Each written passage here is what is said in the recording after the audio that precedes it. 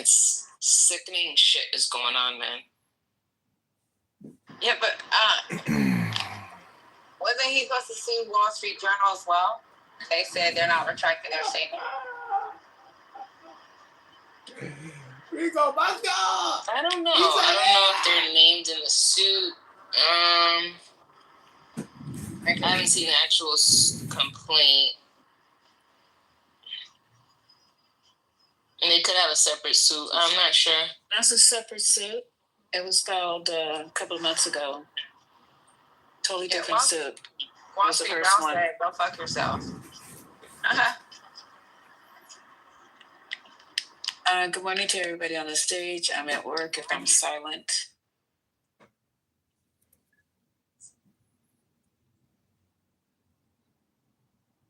لا إله إلا الله وأشهد أن محمدا رسول الله حي على الجهاد حي على Oh my God, you have two Azizes. Holy shit.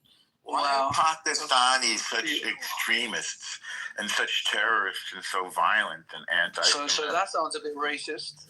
No, I'm just asking. No. That's why are racist. Why are they? Can I do my YRGs? So can I do my version of that? Why are they? If you don't know, just say you don't know. I can tell you why. It's because I want to hear. Since Aziz doesn't know, please tell me. Upwards of, I think 60% of them are the product of incest, specifically first cousin marriage. Yeah, that's and it actually causes that's certain the entire Middle East. It's behaviors. Yeah, it makes them retarded, not smarter. If they were smarter, low IQ and irrational rage. Yes, culture. Who said that? That's very insightful. Low IQ and rage. Irrational rage.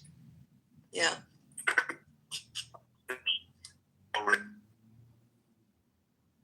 Highly emotional people. Dramatic.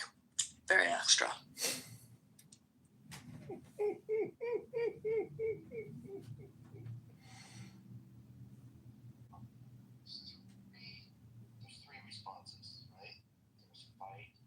Human, what were you asking him? Sorry, I'm back. What did I miss? Your daddy told you need to come stock the cigarettes in the Habibi store? Say that again? Aziz, come in, Azizi. We need you to come stock the cigarettes, Azizi. You know what I think part of it is? What's this guy talking about? Weird pent-up sexual energy. For some reason, Aziz is a virgin. I just found that very strange. For public, for public. You know what I mean? Why are you a virgin, Aziz? I want to save myself. You know what I mean? What does that even mean? I mean, he wouldn't know, man. He wants to save himself for the perfect man. You sound like a blushing 21-year-old girl from the 1950s. I want to just, I just want to make, I just don't want to, I want to make love to a woman, you know what I mean? Well, clearly you don't know what it means. Yeah, I'm just willing to find out, you know what I mean?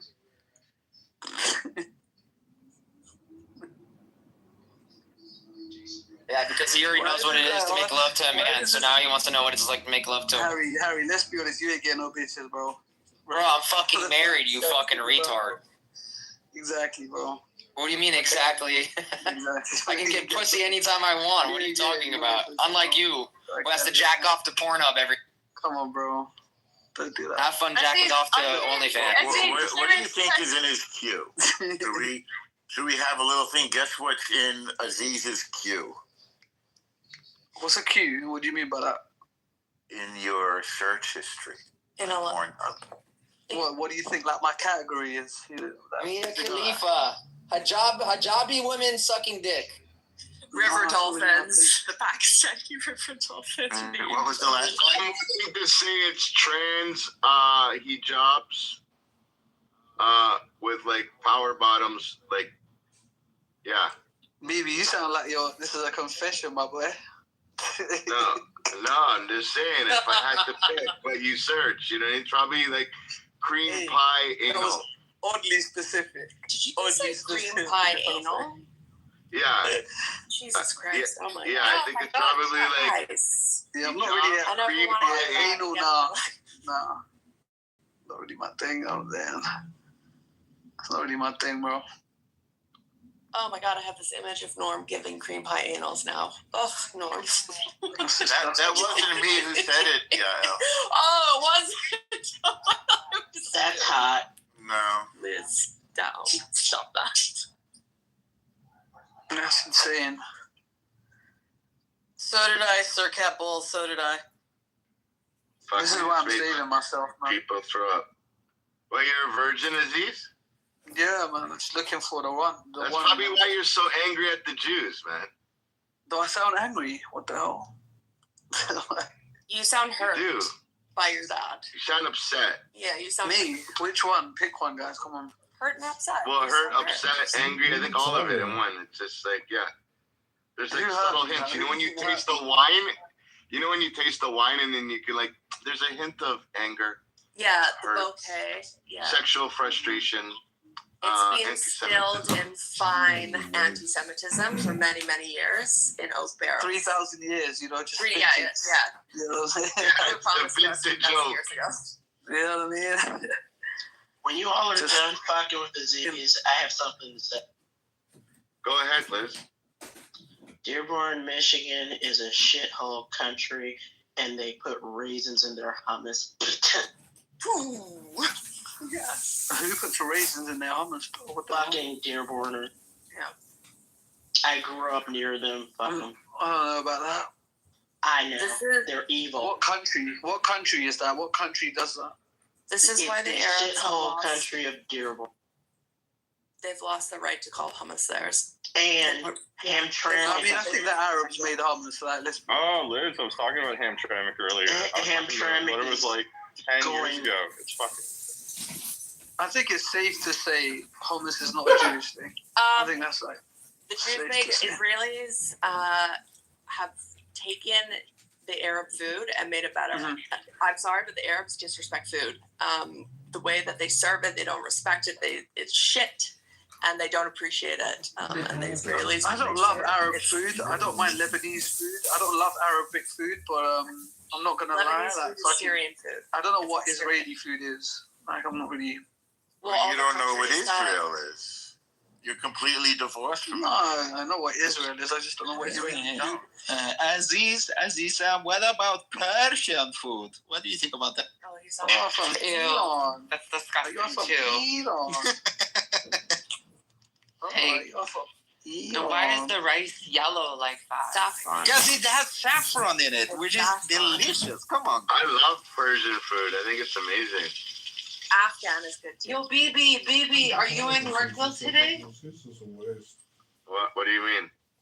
Are you in Yorkville? No. I was gonna be at 1 tonight. I've never been there. Bull fucking shit. Don't lie to me. Come on. Why are you doing that? I'm not joking. I've never been to one. Well, why don't you come out tonight? Is that C? I Yeah? have a family. Bombara. Oh my god, I haven't heard her in forever. What's going on? What's going on there?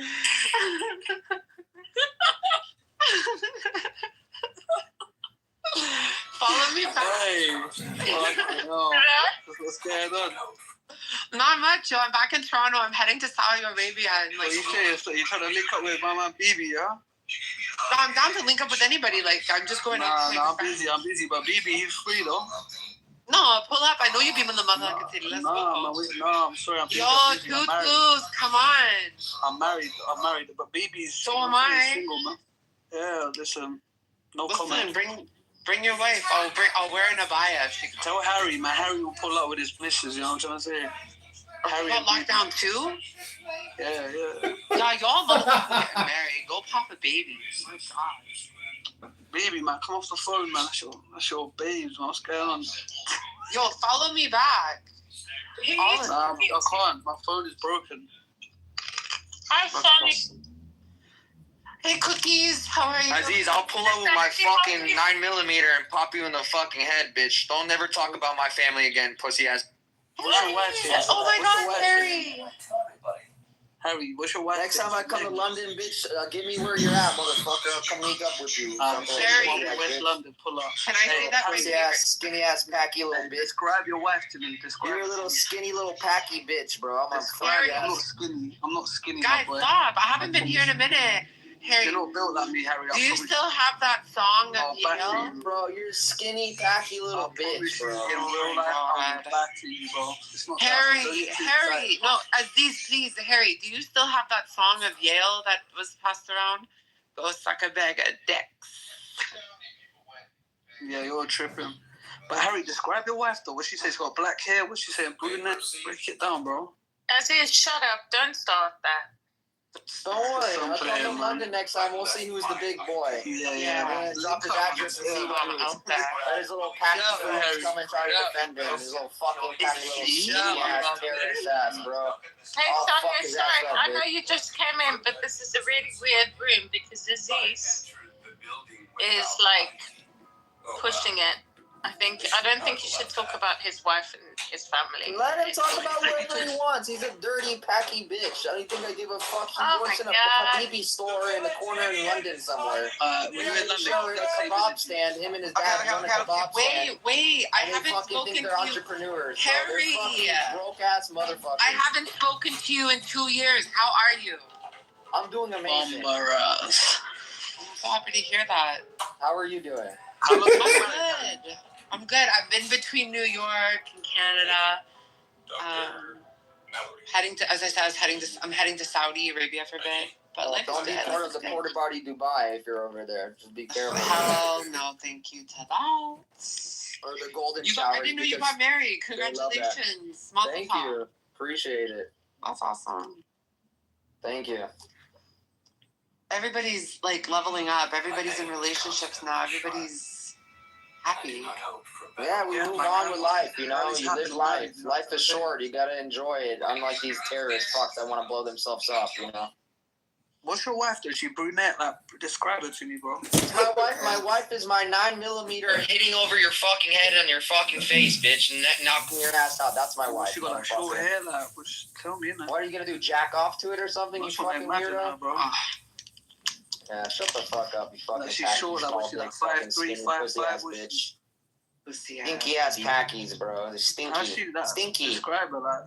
Well, she got curvy. She curvy. Like, break it down, bro. Tell me about her.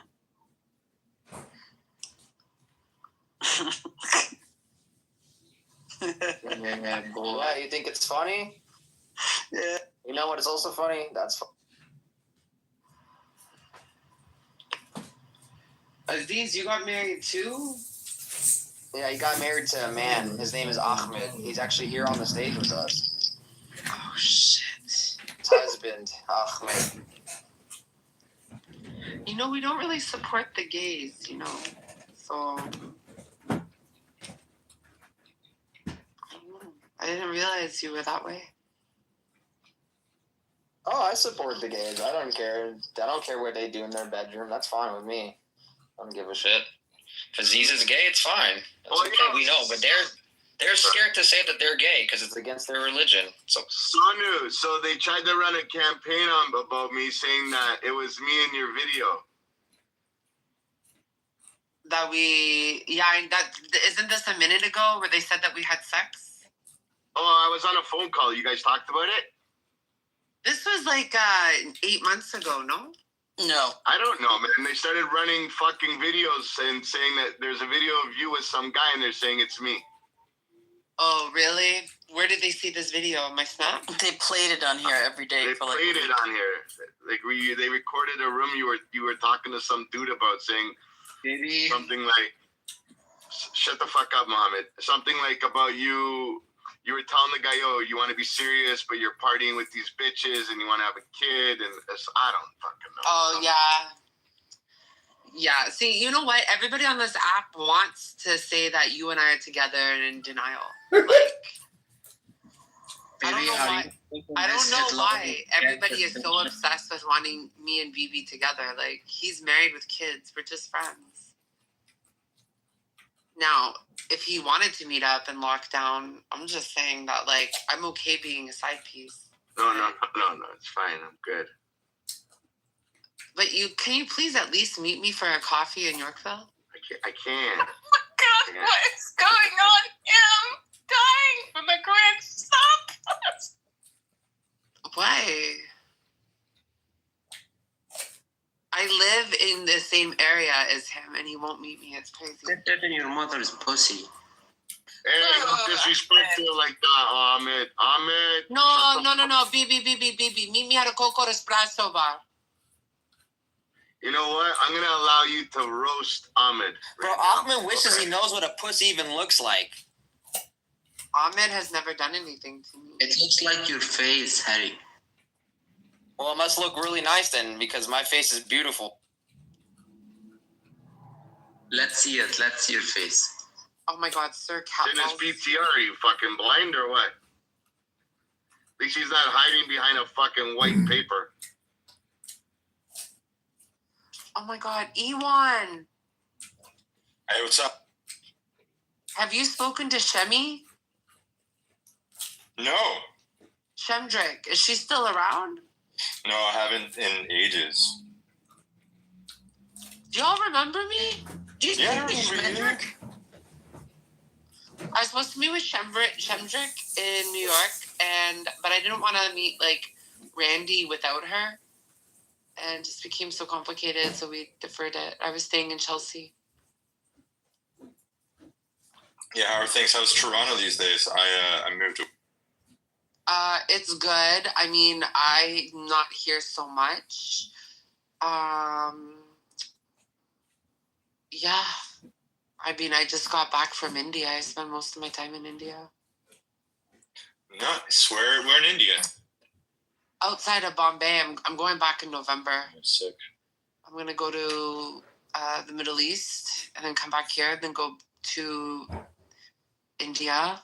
Get servants, chefs, everything. It's really nice. Did they try to sexually violate you?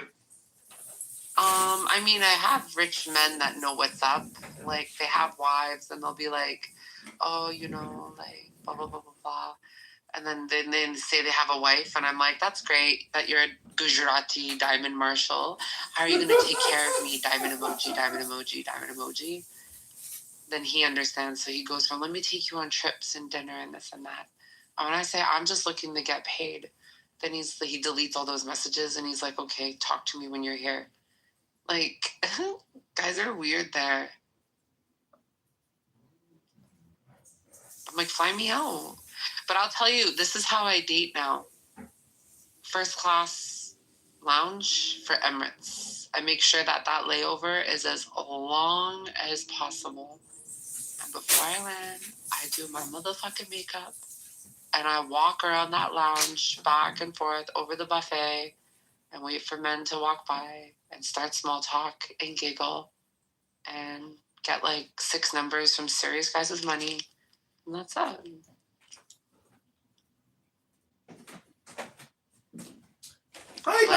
It's called market segmentation. Where am I going to find men that have money? I thought it was called solicitation. Not in Toronto, that's for sure. Not in Toronto. They're getting taxed too much. They have no disposable income and no confidence. But first class lounge in the Middle East, not business class, first class. Worth it. Fully aware of it. Have you been there for real, for real?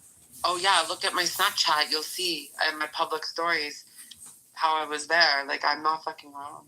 Everybody add my Snapchats. Let's go. I go there to save baby girls. You know about that? That's nice. I go there to try to make a baby so I can have alimony and support. Harry, can you change the title? Ahmed Qassam Nasri. Macabre. Macabre. Yeah, I don't understand Harry. What did you say? Bibiata. Kutukaraka in Arabic. Yo, Harry, describe it for me, man. What's going on? Just quickly, bro. Every night you die. Yikes. Keep singing. It's nice. You'll die a very painful death. Because you hail God's arm. Eben Kappa. And so you'll suffer in many ways. Sperm of Spaniards. Jelly feet.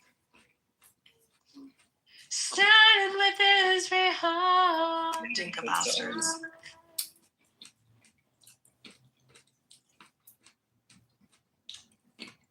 You know what makes me happy? When I travel and I see Air Israel. LL. Fucking hate them. What? They're overpriced. I know, but it's just nice to see at airports around the world. You know those airplanes can withstand like a missile? They're all like, well, that's why it's so expensive. So people don't shoot down Israelis out of the sky on commercial flights because they like to do this. But yeah, there are these incredible planes that have been fixed with all these technology. It's really cool. It's also fucked up that Israel, the only Jewish country in the world, has to have planes like this because everyone tries to keep fucking shooting down the planes. Like, that's actually insane. It's weird. It's crazy. It's weird that this is normalized. It's not okay. It's a strange thing that Jews have to have extra military defense systems on commercial airplanes like a 747 because there's a history of all these people shooting down and killing and taking them hostage. I mean, it's fucked. If you think about it, it's actually fucked that this is such a normal thing. Ahmed, shut up. I hope Muslim Brotherhood fucks Sisi and takes over Egypt again. You need to be put on your place. Macabre. Honestly, I'll be straight up with you. Like, I started dating this guy who's from Iraq. I'm over it. I'm not really into these kinds of Arabs. Like, they're ghetto Iraqis. As friends. And he makes weird sounds when we fuck and I suck his dick. Ew. And I just like, it's just like, I need a man that like maybe grown, but not go, I'm sorry, I can't even do it. I don't want to hear that from a man. Like, she needs a man that's grown in some spots on his body, but some other spots is not grown.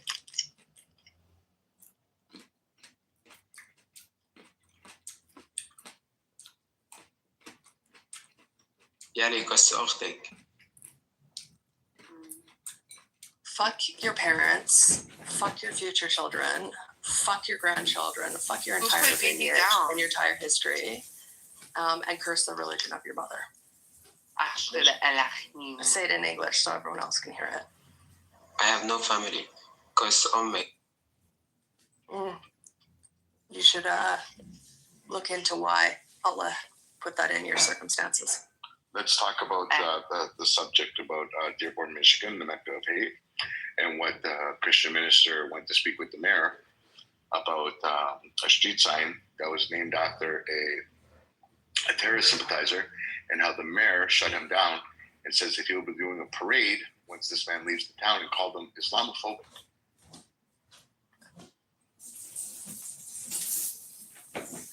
What do y'all think?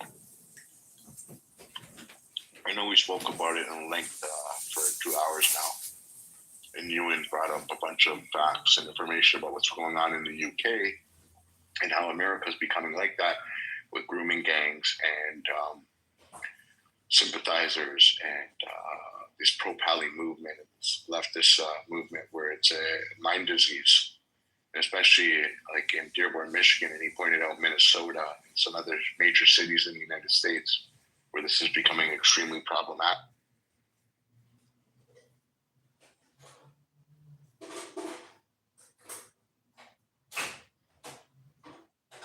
Have any of you clicked on the link in the Jumbotron up top? You can watch it. It's pretty neat. Or just even read.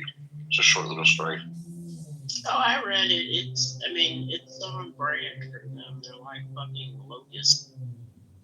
And every time they take over a city council, they don't say it's an Arab or it's a Middle Eastern council. It's suddenly a Muslim council. The Hamtramck, they call the first Muslim council in the country.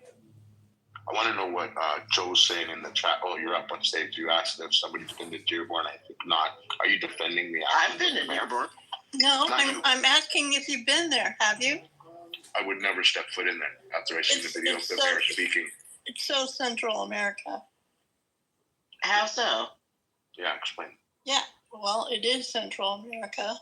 I live about an hour away from there. Yes, I grew up in Detroit. It's literally 10 minutes away from where I grew up at.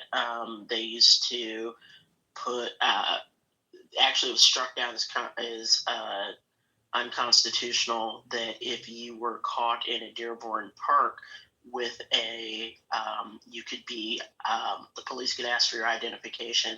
And if your ID said Detroit, you would be escorted out. Dearborn has a long track record of anti-Semitism, anti-Blackness, anti-Americanism, and it's a shithole country of us. I'm less than an hour away, friend. I do believe you, but South Bend's not too far from there. It doesn't hold true here.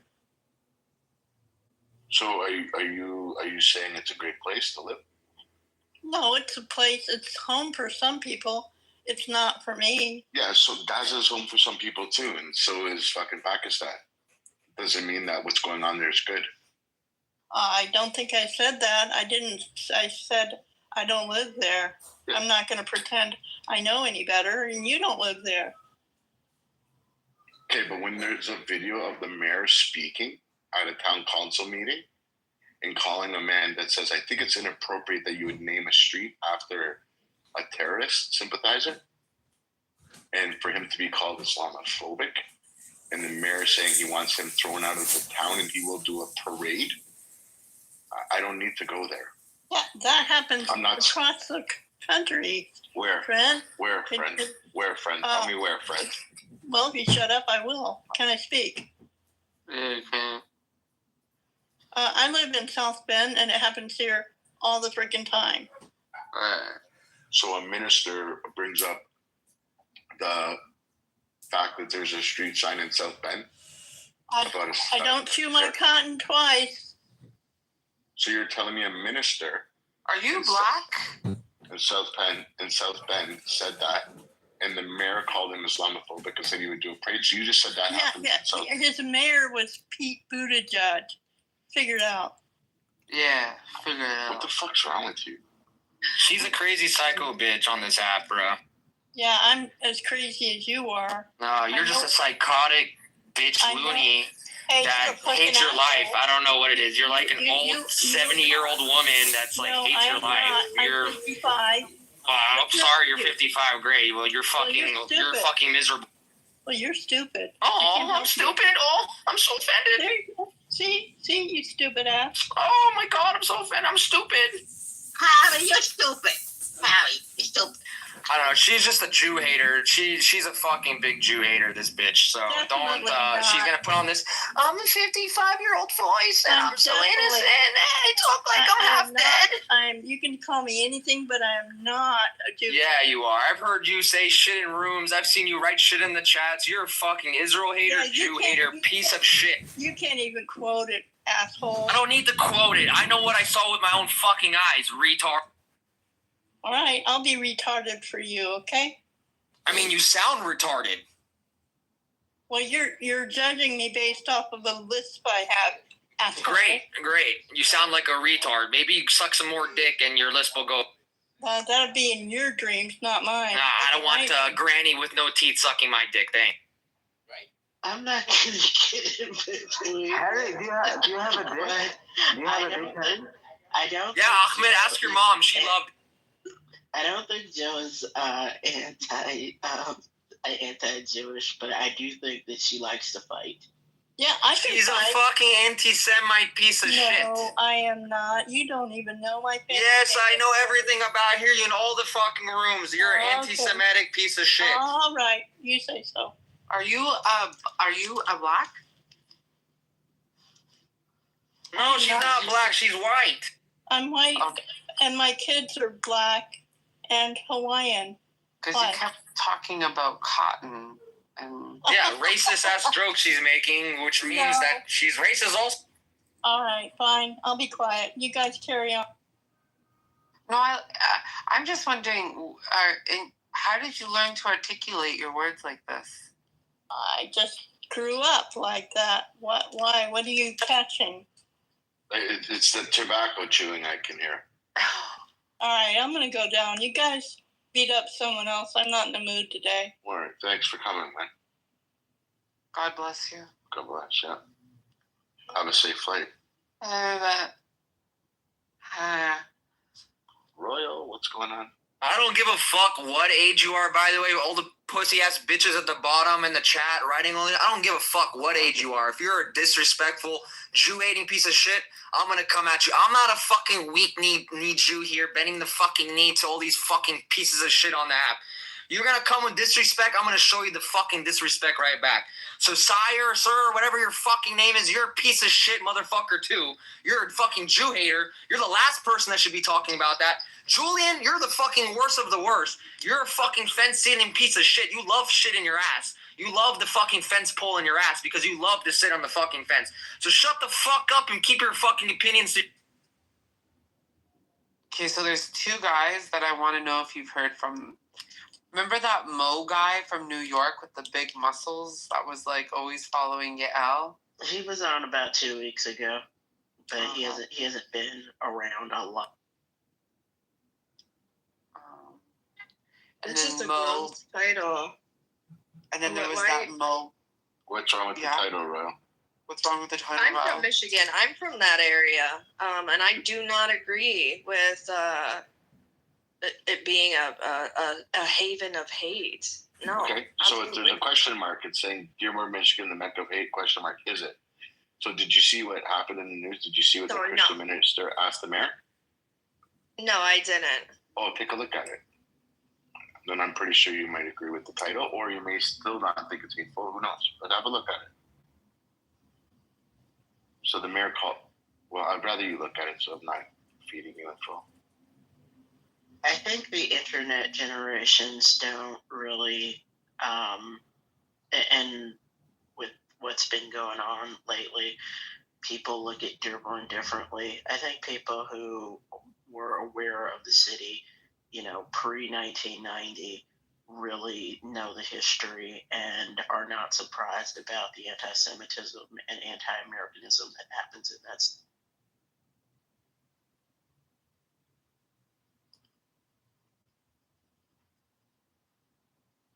Yeah. Oh,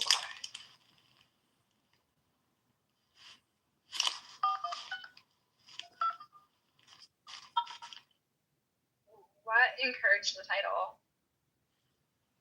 Just the way the mayor spoke.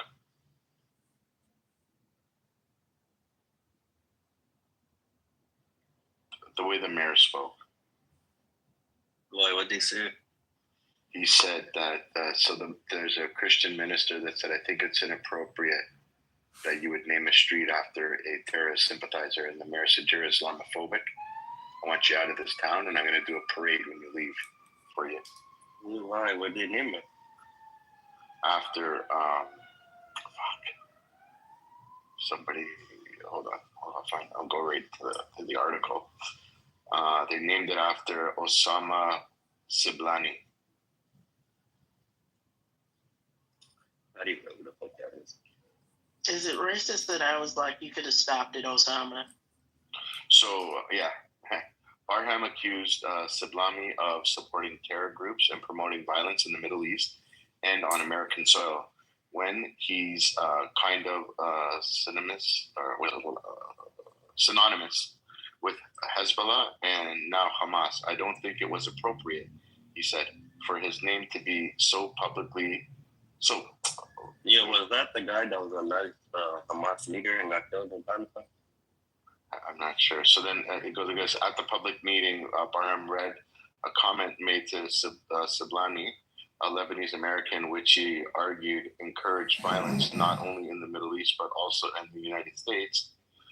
Barham argued that Sablani once spoke about the blood of martyrs irrigating on the land of Palestine. He quoted Sablani as allegedly saying in a 2022 speech, "Believe me, everyone should fight within his means. They will fight with stones, others will fight with guns, others will fight with planes, drones, and rockets." Sablani rejected Barham's allegations as false, telling Fox News Digital he was the only person to oppose the street sign. He said support for the honor has been widespread, adding thousands of residents in Dearborn across Michigan and throughout the country have praised the sign recognizing my more than 4 decades of service. Sablani also argued that Barham's claims were based on false information and bias. Barham told Will Chain that he lived in the Middle East for a time, and he said he fears what he referred to as a flow of hostility from Muslim-majority countries into the West. Dearborn Mayor Abdullah H. Hamoud defended the decision, saying Sablani had contributed greatly to the community through his decades leading the Arab American news. He dismissed Barham's concerns and told him to close his eyes if he didn't want to see the signs. "I don't think this was great advice because I then might crash if I close my eyes when I'm driving," Barham later said, stressing that he had no intent to spread hate towards the Muslim community. Then he goes and quote, "I don't want to just encourage more hostility towards Muslim friends. I want to encourage love towards Muslim friends," he said, emphasizing that his faith played a role in his decision to speak out about the intersection signs. In the meeting, Hamoud called Barham a racist, bigot, and an Islamophobe. He went to declare, "Although he lived here, I want you to know as a mayor, you are not welcome here. And the day you move out of the city will be the day I launch a parade celebrating the fact that you moved out of the city." Wow, interesting. Very interesting. It's interesting how he thinks that as a mayor, he has the power to kick somebody out of a city in America where that's part of your constitutional right to travel freely anywhere you like, to live wherever you like. But I don't know, these Muslims think that they're going to come into America and change the law and the Constitution. It's very fucking hilarious, actually, because they want to honor a guy who was a fucking terrorist sympathizer and put signs on the streets in America for him like we're in fucking Judea and Samaria with the PLO and Mahmoud Abbas. It's very fucking hilarious. And they want to pull out the race card like Islam is a race. First of all, it can't be racist. Islam is not a race. Second of all, it has nothing to do with Islam. It has to do with the individual itself. So that's what they like to do. They like to tear apart these little fucking pieces and make it a whole thing where they're the victims. They love playing victims. Haven't you realized that they're the victims, except they are the majority of population in the world almost. And they want to play like they're the victims. It's fucking hilarious. Stop with the crying. No one has sympathy for you fucking terrorists. No one has sympathy for you guys. Fuck your stupid sign and fuck you motherfuckers, okay? That guy had every right to do that and say what he's saying, and that sign should not be there if this guy's a fucking terror sympathizer. Not in America. You guys can take that to your fucking Muslim country and do that in your fucking Muslim country, okay? What did the sign say, and who was the sign of? Fuck the sign, who cares about it? But yeah, here, well, that's what all the outrage is over. That's why it's the sign of the name of the guy. They want to put the name of a guy on a sign, on a street sign or some shit to make honor of him. In America, we put that for fallen deputies who fall in the line of service, in the line of duty, got hit by a car while they're doing a traffic stop, got killed. Honor a deputy who put their life on the line. Not some motherfucker who was talking about, Palestine or some shit like this. Has nothing to do with America. We don't need to put signs in America for these fuckers, okay? They want to do that, they could put a sign in over there for them. We don't need to do that in America. I have a question for you, brother. Only you, that's it. You know how you just said, Muslim people don't need to come to America and change the law. They're Muslim. It's not America, right? But there's a whole new bill. A Jewish guy posed the bill saying anybody that makes any type of racial comments or post towards Israel to get their passports revoked in America. What's up with that? And the guy's not even American. He's Jewish. He doesn't even live in America. You can be Jewish and be American, you fucking retard, first of all. But he's not an American citizen. He's Israeli. It's an idea. People. Yeah, what's his name? I'll get a name for you. Okay, get the article for me too, by the way. All right, brother. Because you when people say things, they leave important information out. Move that fucker retarded down to the audience. Okay, cool. So yeah, when you say things like that, people tend to leave important information out. Like some of the words that you said are not 100% accurate. So I would like to read the article and then we can talk.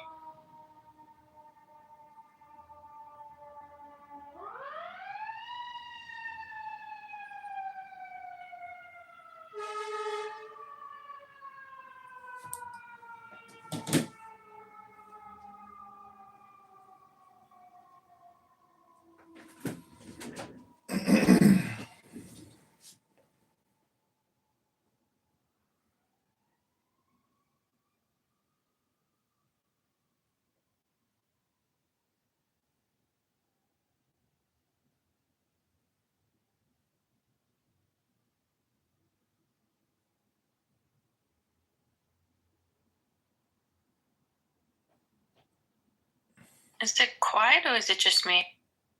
It's quiet. It's because there's a storm coming. I was about to ask.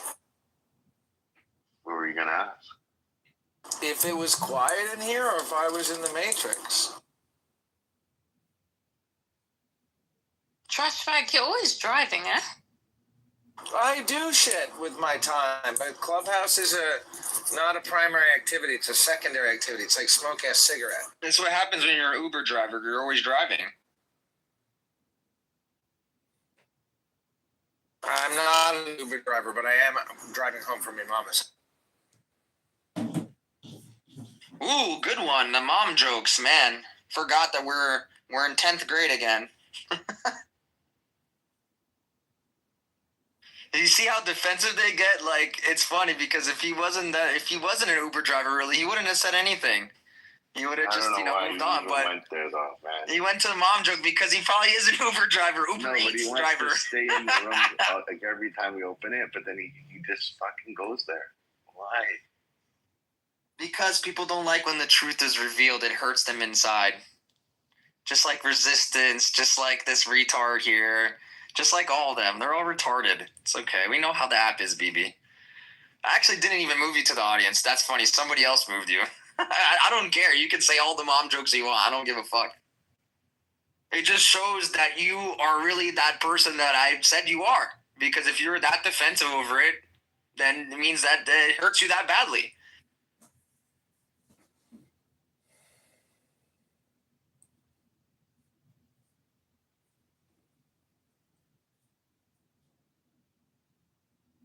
Empire, did you find the article? Oh, he's still looking. He's looking for that imaginary article. Daniel, is that something you wanted to post? What the?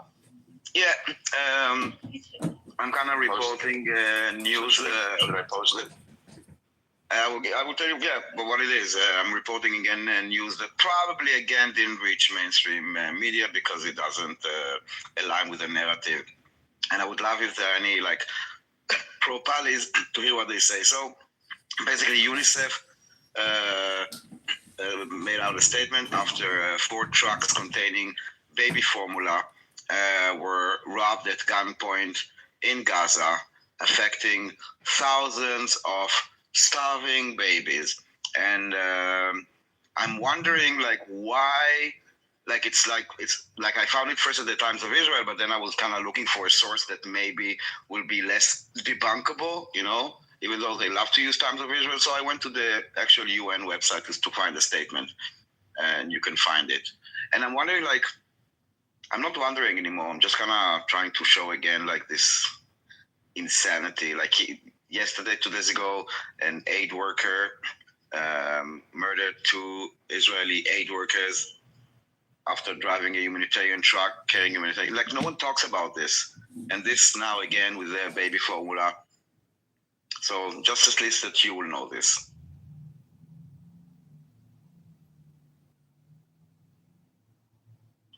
Okay, Post Empire, the link in the you chat. posted the link. Let's have a look at it. And do you want to like talk about the link before I read it? What does it say in there? Basically, the statement is about the it was robbed, basically, that it happened, but people will not say that it didn't happen. From the United Nations, UNICEF aid trucks robbed at gunpoint in Gaza City, and then they also said that it contained therapeutic food critical for saving thousands of young lives for malnutrition as famine spreads.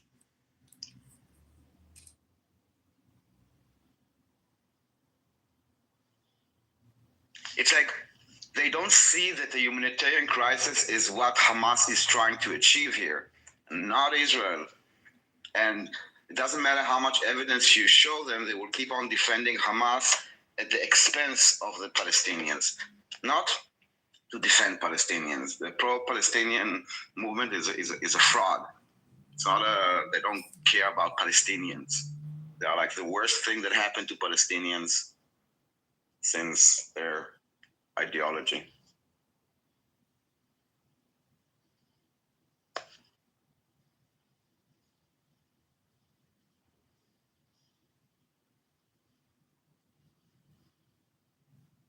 By the way, Emperor, what you posted there is completely 100% false. So it's false. Just because somebody posted it on fucking Twitter doesn't mean that it's real. The claim isn't true. There's no bill that has been introduced to Congress that would explicitly allow Marco Rubio or anyone else to revoke U.S. passports solely for criticizing Israel.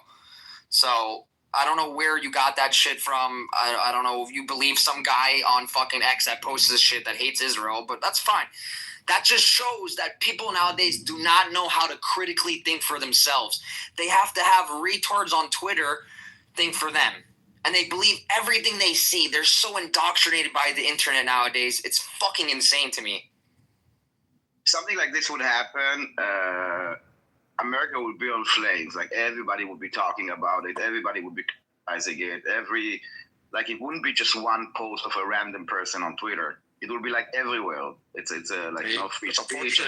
It is everywhere. I've heard it 3 times in the past week, and I did a search, of course, and there's not even a bill in committee that says such a thing. It's like just completely fictitious. It's crazy. It's all over the news. I'm seeing that too. But there's no actual television. No, I know, but there's actually no bill that's introduced. I don't know. He was suggesting it would violate the U.S. Constitution. Emperor, are you even American? No, he's Canadian. Okay, there you go. That's all I need to know, because he doesn't understand the U.S. Constitution then, because at the end of the day, it would violate the U.S. Constitution. So what the bill that actually happened, that the bills in question was they did in mid-September, was they introduced the Department of State Policy Provisions Act. This is a part of a larger package aimed at reorganizing the State Department under the Trump administration. One provision would have expanded the Secretary of State Marco Rubio's authority to deny or revoke passports for individuals deemed to have provided material support to terrorists or traffickers, even without conviction or indictment, and without full due process. That's what that this person on Twitter took and put it into his own words. Do you understand? So if you are what about deemed to have provided material support to terrorists or traffickers, you can get your citizenship revoked. That's what they're trying to introduce. Completely different. It has nothing to do with Israel. Are you going to let me finish, or are you going to talk over the truth? I don't care about X. Look at the video. It's on live television on your guys' news. What video? Well, look at it. Post in the chat again. On live YouTube is live television? It's a clip from Fox News, which was live when they were Fox talking about News.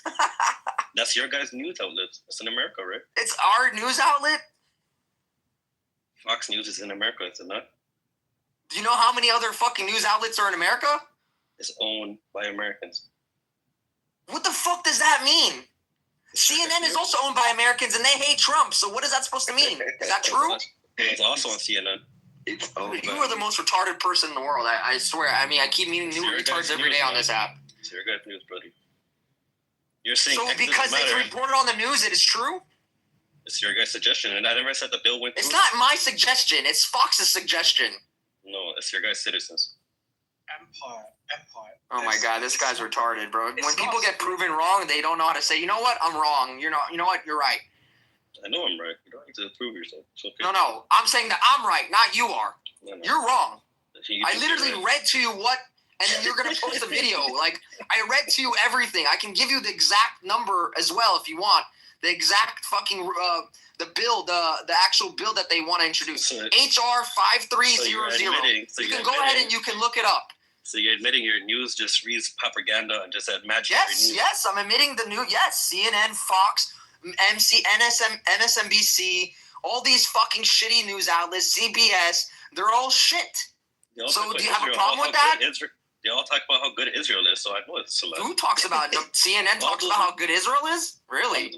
All of them do. Really? Can you provide me evidence to show that? 100%. Show me one clip you can find something about a Palestinian person, a soldier died. Why are we letting this guy talk? Because we like the retards to expose themselves, Sarah. Let them expose themselves. How retarded they are.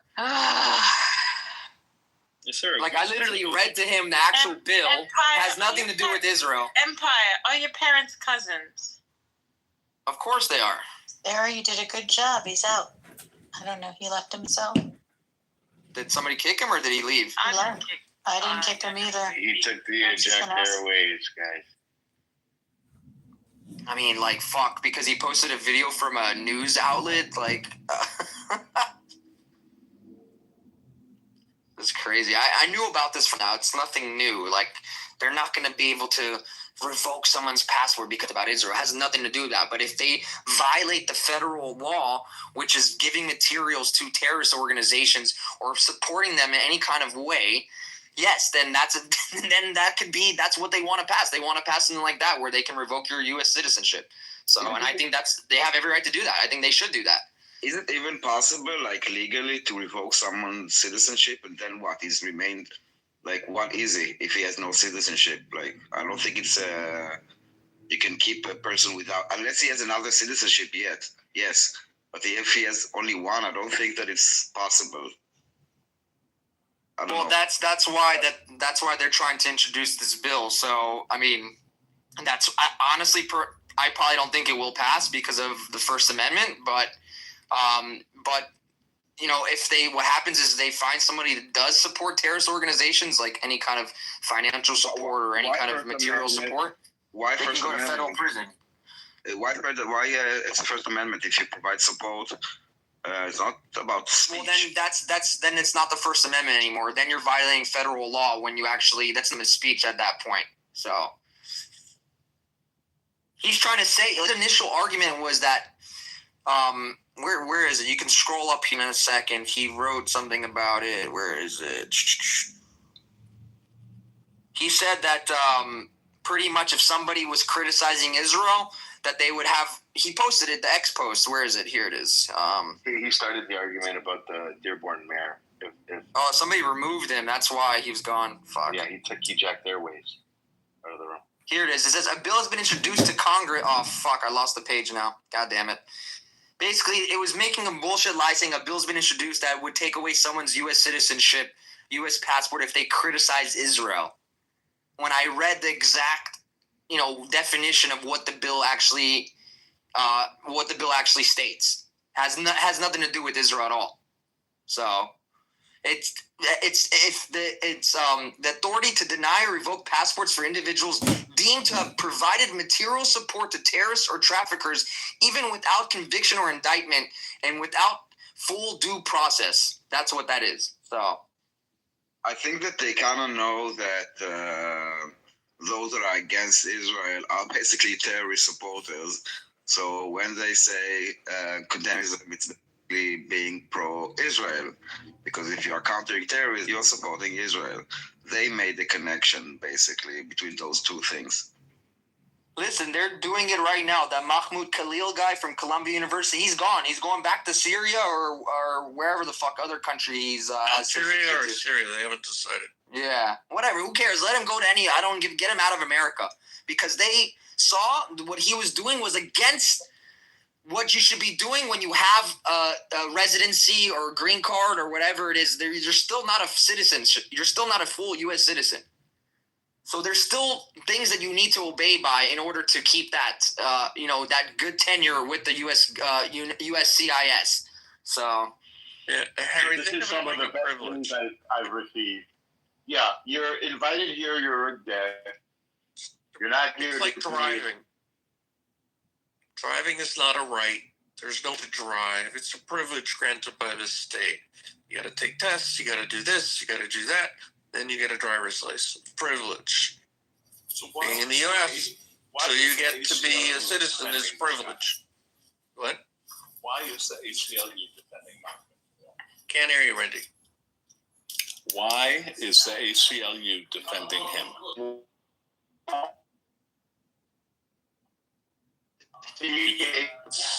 I think in some twisted way, what kind of everyone has the right to say whatever they want. That's exactly what it is. They warned that this could be weaponized against political speech. That's what they said, It's bullshit.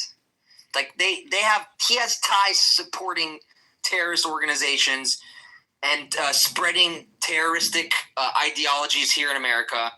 That's against federal law here. So that's not freedom of speech. There's a point, there's a threshold to freedom of speech. And people don't understand that. Freedom of speech is not absolute.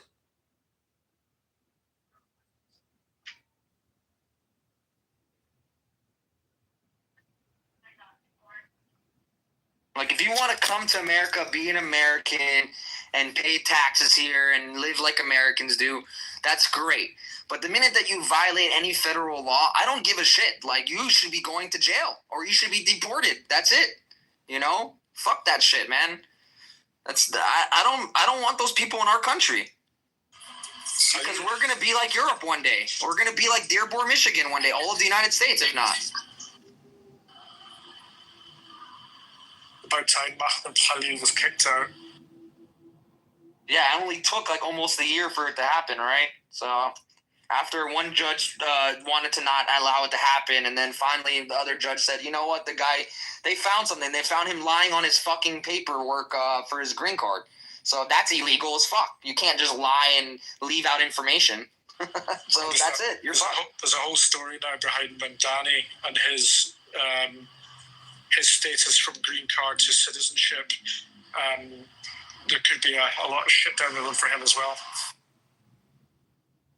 Oh, that would be great to see. Hopefully they can investigate into that further. Let's see what happens with that. Because that dude's also sketchy as fuck. So I want to know where his money's going. No, he's a big Jew hater for sure.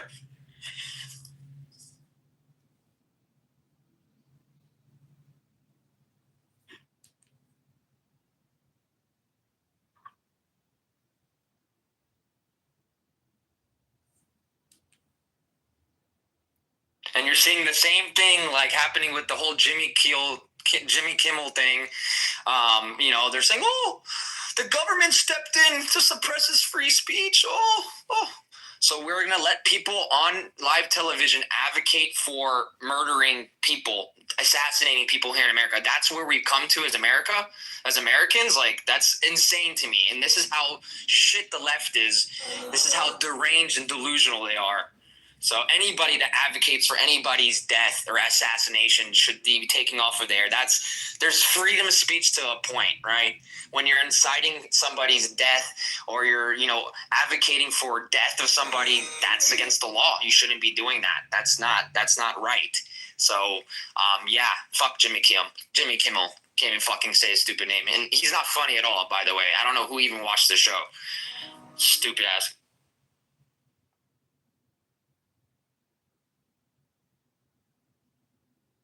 He was, his ratings were in the tank. I think he had like a 4th share, something like that, something really low. So it was bound to happen.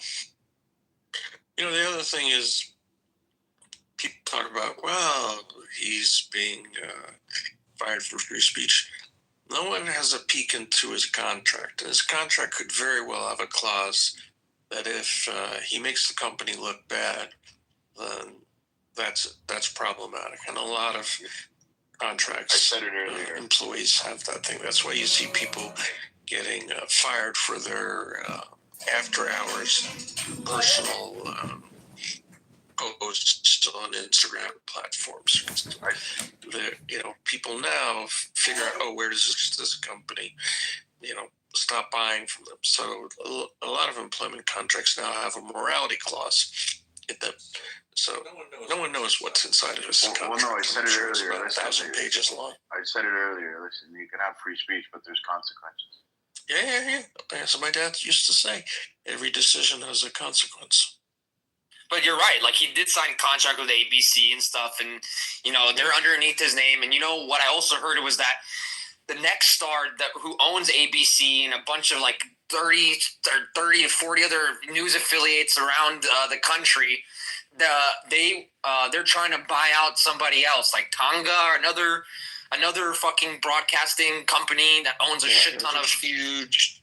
Yeah, they want to buy them out, and they won't get the FCC approval to do that, to buy them out if they allow somebody like this. And that's where the whole controversy is over the government regulating it. Yeah.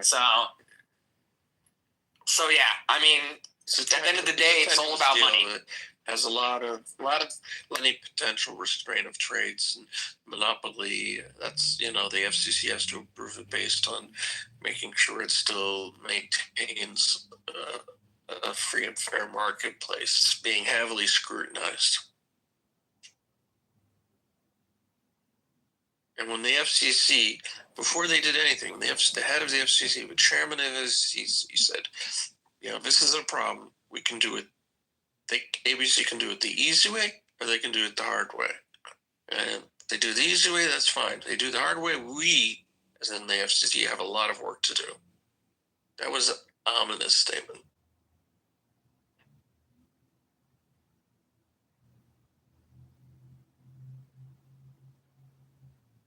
Like I said, he was irrelevant anyways. This show, I didn't even know he was still on air, honestly. So, and actually after they announced that he was off the air, I saw on TV that his show was being played still. So I don't know if it was like a rerun or something. I don't know.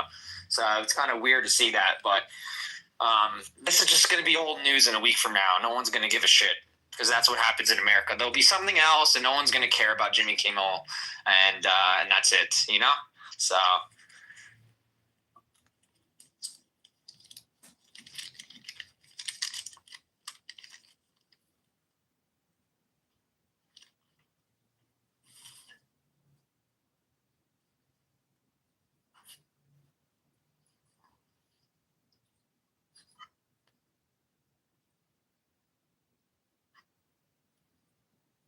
But yeah, the thing in Dearborn, Michigan is just fucking ludicrous, bro. That shit's insane.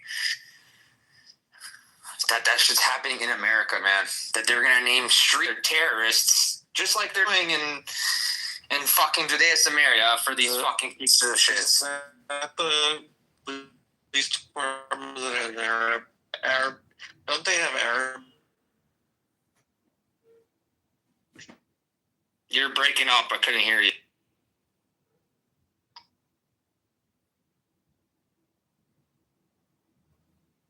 On the police patches, They do there, and also in New Jersey. Patterson, I think, New Jersey. They had like big writing on the car or whatever on their. They have like Palestinian flags that they wear on their police vests, which is insane to see in America.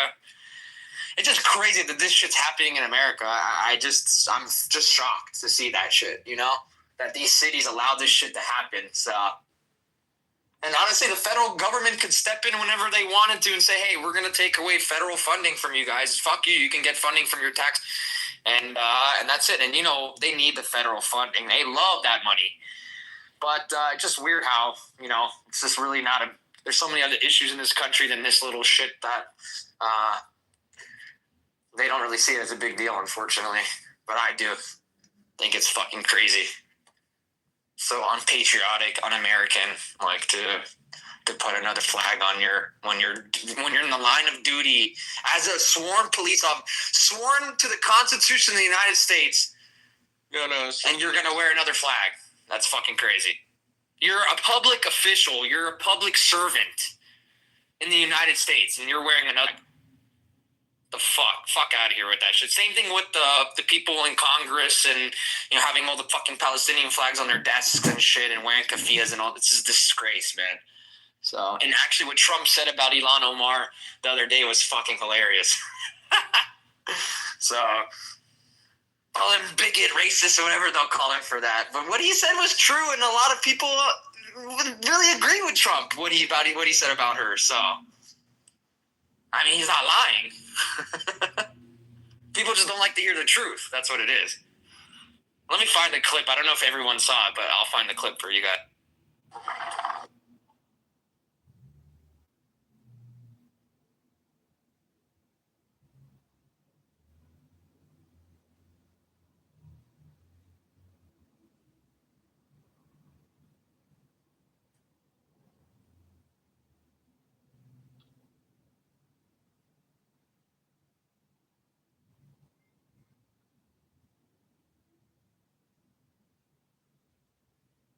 Like, he basically said that she should be impeached, which is true. Somebody like that should definitely be impeached. Also, Rashida Tlaib, AOC, all these treasonous pieces of shit that don't like America, yet they're in our government.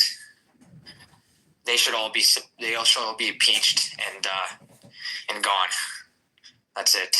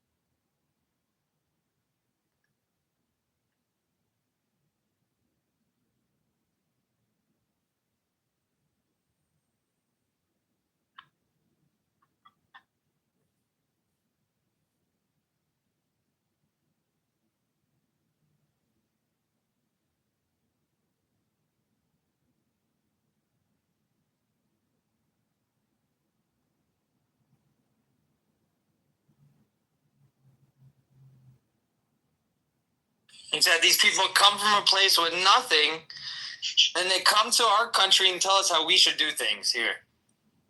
Like, fuck that shit, bro. Go back to your shithole countries, and you guys could do that over there. Don't come to America and violate our constitutional rights here. Nobody there. You self-proclaim, just like Mahmoud Abbas, just like Yasser Arafat, just like all the Palestinians who have been feeding on the pain of the Palestinian children. You are a parasite, a bottom feeder. This is what you are. So before you speak against the Prime Minister of a democracy and accuse him of being a terrorist, you need to look at yourself in the mirror. You have been supporting Hamas and it's recorded against you for eternity. So don't play the game now that your fight is for the children in Gaza. This is not your fight. You know who's fighting for the children of Gaza? The IDF.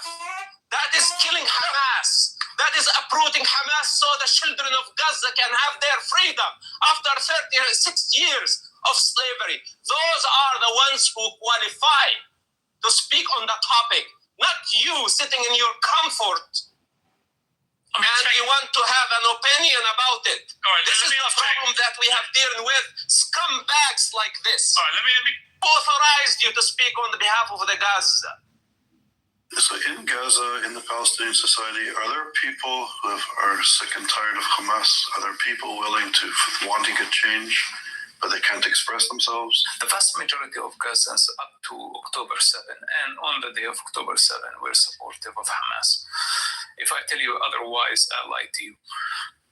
Even though they don't like Hamas' iron grip, the question is not how many Gazans support Hamas, because this is very hard to find the statistics, but I guarantee you that the vast majority of Gazans agree on the destruction of Israel. First of all, we need to understand what is the problem. Because from a personal experience with the Jewish people, all I saw, the most amazing, most productive, and most successful nation in the world that don't harm anyone else. So why the Muslim people hate the Jewish people? They don't have a reason except the ideological reason. And that is, in some Islamic texts, they say that Muhammad had a problem with the Jews and Muhammad is their prophet, so they follow his footsteps. But in reality, Muhammad did not write a word that says anything against the Jewish people. You can say hatred as one motive, but it's not only hatred. It's human delusion, it's envy. First of all, we need to understand what is the simple. I just wanted to know, where are you from? Texas. From America, right? Yeah. He's like, hey, you've been. I'm Chad.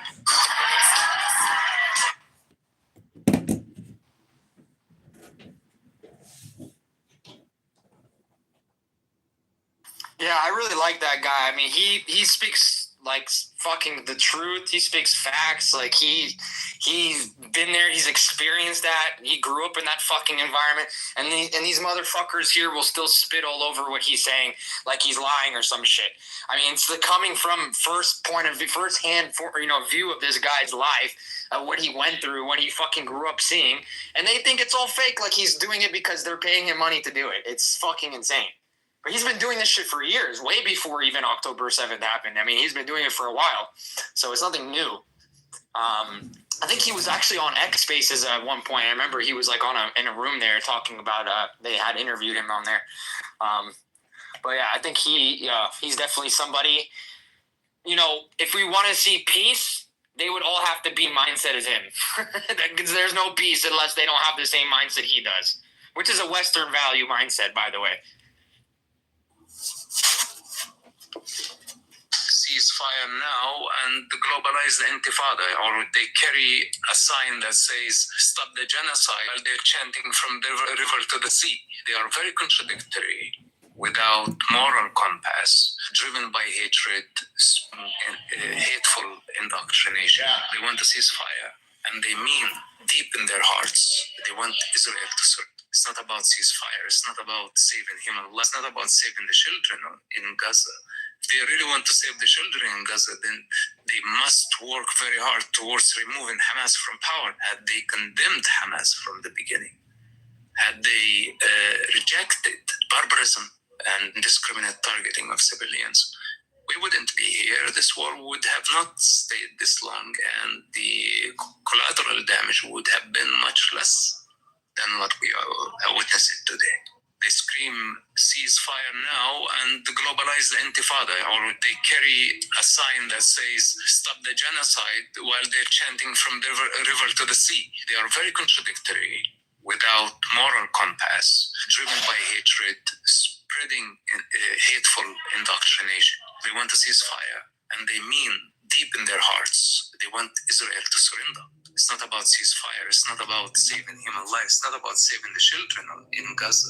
If they really want to save the children in Gaza, then they must work very hard towards removing Hamas from power. Had they condemned Hamas from the beginning, had they rejected barbarism and indiscriminate targeting of civilians, we wouldn't be here. This war would have not stayed this long, and the collateral damage would have been much less than what we are witnessing today.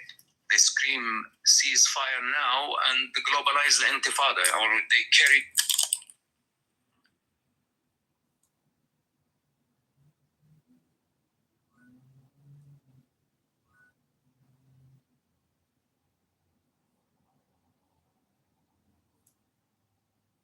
I agree, Harry. Could you imagine more people spoke like him? There would actually be peace. Strategist. Yeah, of course, man. If the Palestinian people thought like how he did, bro, or all the fucking Muslims that hate Israel thought like that, then yeah, we would have no worries at all. We'd all get along. They're all radicalized, dude. They're all radicalized. I think there's way more than 10% of the Muslim population that are radicalized. I really do, because maybe they're not radicalized in the sense of like they want to go and commit a terrorist attack tomorrow, but like they have those radical views, like Aziz and all these motherfuckers that come on this app. You know, I think they're way bigger, and even the ones that are like in like in UAE, Saudi, and stuff like this, they all fucking hate Israel still, bro. They all fucking hate Israel. It's all bullshit, man. It's all bullshit. Yeah, I agree. I think with the numbers wrong. I don't think it's 10%. I think it's 90. Try though. They actually estimate this to be around about 40%, 30 to 40%. If the Muslim population in the world is 2 billion, well, that's a shitload of people, isn't it? That's a shitload of people. I think that's more than the whole population in the United States. Yeah, we're 335 million people, so definitely. It's 5 times larger. I thought we were like at 370. No. Yeah, I thought you guys were. But what does it say about the people that aren't speaking up? Aren't they just as equally as bad? Alhamdulillah. I agree, and I think maybe there's reason. There's multiple reasons. One is they're afraid for their life or their family's life, or the other is that that they really don't care too much. But if they were put in the situation to say something, they would say something against Israel, of course. So, or Jews or whatever it is, anything against the West. So, because look, a perfect example of it is look at Dearborn, Michigan, like the title of the room. Look at that. They made a whole fucking city to themselves for what they want. If they really wanted to be American, it was that leading portion of American auto industry way back when. They took it over. They didn't make it. They took it over. There you go. That's a better word. I should have said that. You're right. They took it over. I'm not trying to be critical on you, but no, I mean but you're right. It's not they didn't make it, but they took it over and then they made it what they wanted it to be. You know, there's a Ford plant there. I mean, there was a heavy industrial city. Yeah, because we let these lefty libtards take over, and the lefty libtards say, "Oh, it's okay. Bring whatever you want. We love radicals. We're radicals ourselves. We can get along very well." You know what? It's so important what you're saying right now, because they told us they were going to do this, and they did it. So now when you have like the trans choir saying we're coming for your children, take it serious. They're coming for the children. When you have people screaming from the river to the sea, they mean it. When you have people screaming bomb Israel, they want to bomb Israel. They're not just holding a flag like joking. No, it's serious. Those are terroristic threats.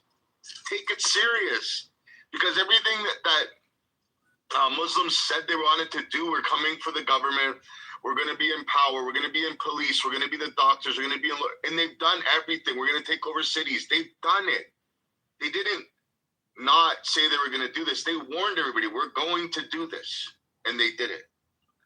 So I suggest everybody that's in this room, if you care about your family, when somebody tells you something, don't just fluff it off like, they're just talking. No, they're going to do it. They mean it wholeheartedly. Yeah, look, they did it in Europe. They did it in Australia. Pretty much all of fucking Southeast Asia, they did it. So yeah, I mean, America's next, pretty much. So unfortunately, that's what we're seeing now. Paterson, New Jersey, Dearborn, Michigan. I'm sure there's other little smaller populations of them in little cities and across America, but I mean, just fucking crazy. And this has been going on for years, by the way. Dearborn, Michigan isn't anything new. That's been going on for a long time.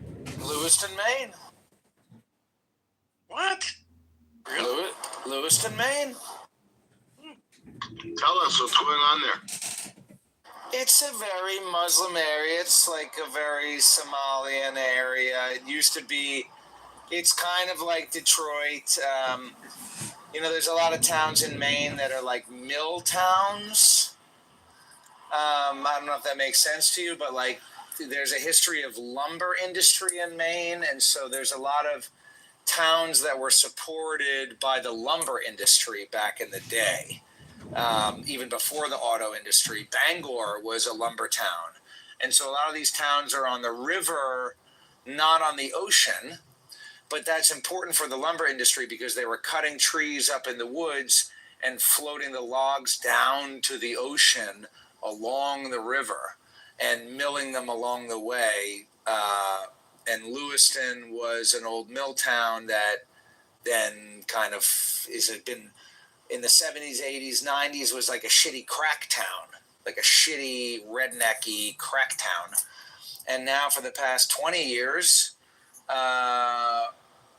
or maybe even longer, has been, but certainly over the past 10 years, I mean, anyway, it's a Muslim place now. It's for Muslims and crackheads. But it's coming up. I mean, it's kind of like, it could be considered like the Brooklyn of Portland or the New Jersey or a lot of people who are getting priced out of Portland are moving up to Lewiston. But that's also where, like, last week, there's like a bunch of Somalian drivers who don't know how to fucking drive, and they're like jumping their cars on the sidewalk and killing people.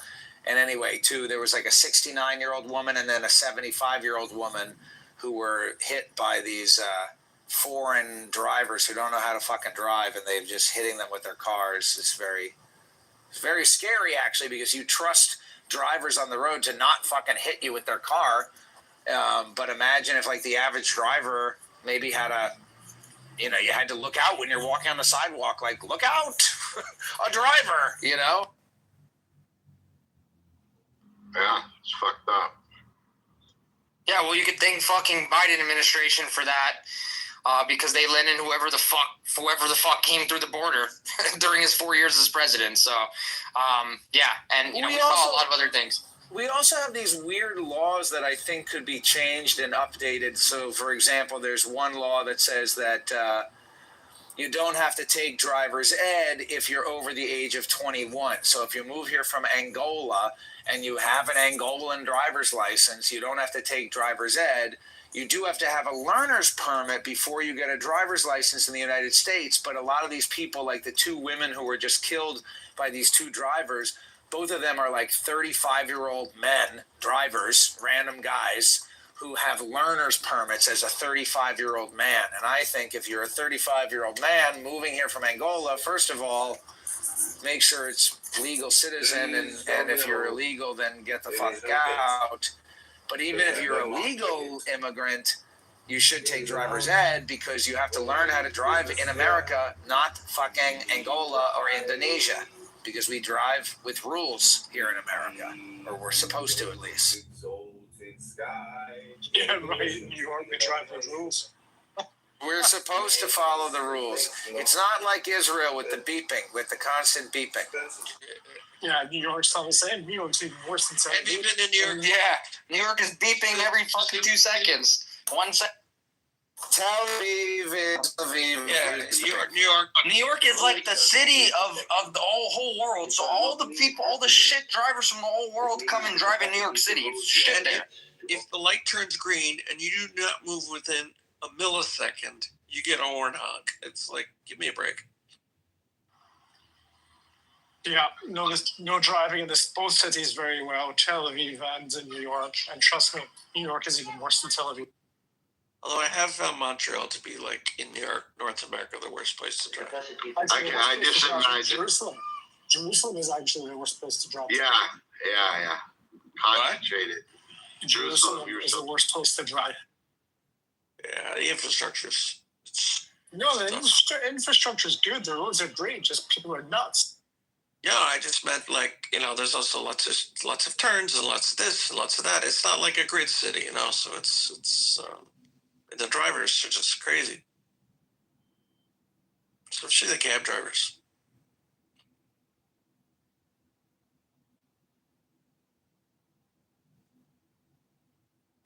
Anyway, New York is going to turn into a shithole shortly anyway when this Mandani gets voted in to become mayor of the city.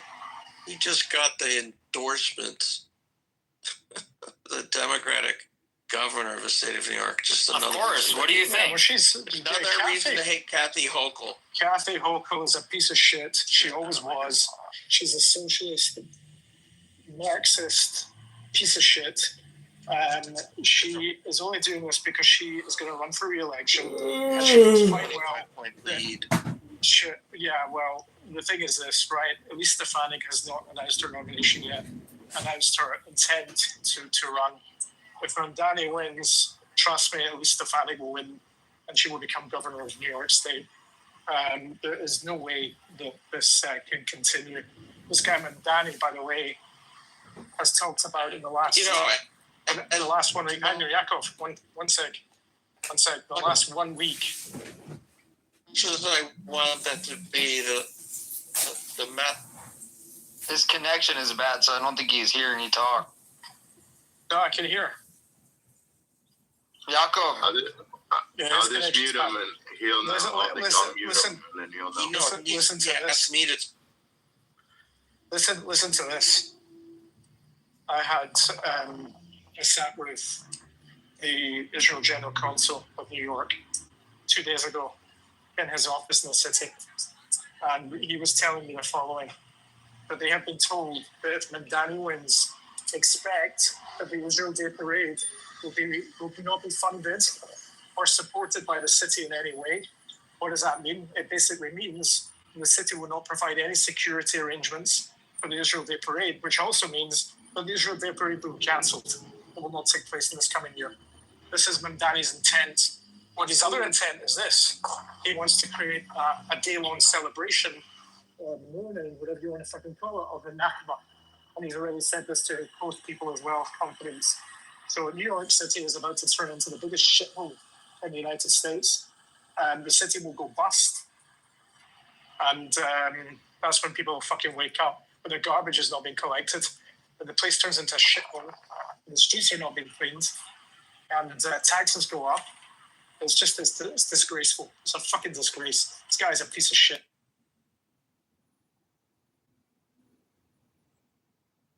That's fucking insane, honestly. But at the end of the day, fuck that shit. Then I would say, move the fucking parade to somewhere else where they'll appreciate it. Do it in Washington, D.C., in our nation's capital. Fuck New York City, bro.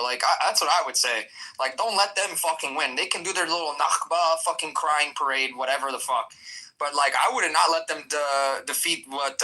if you have somebody you could talk to about that, I would say move that shit to Washington, D.C. Fuck that shit, man. To Philly, I don't know, anywhere except fucking New York City. Fuck New York. Move it to Miami. We'll appreciate it in Miami. The people here will love it. And Floridians love it. Fucking New York, bro. Shit city.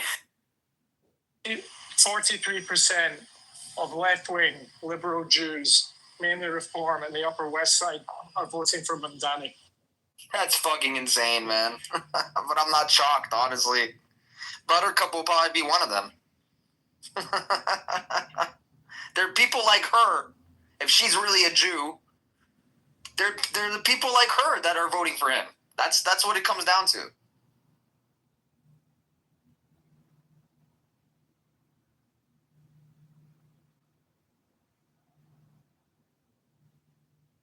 She's a lovely person.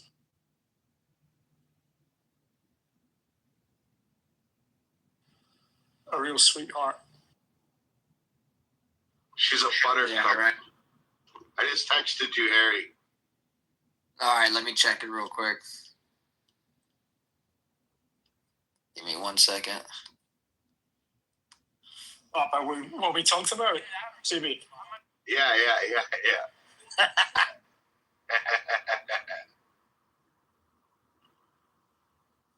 That's all Alice, bro. Holy shit. That was today? Yes, this morning. Do you think she's really going to do that? Yeah, I'll tell you. Yeah, I'll tell you why. Oh, God. I can't wait to hear. I think she got scared. There's something that she got scared about.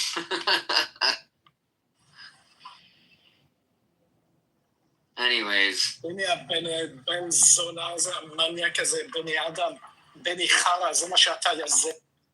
Is he Israeli?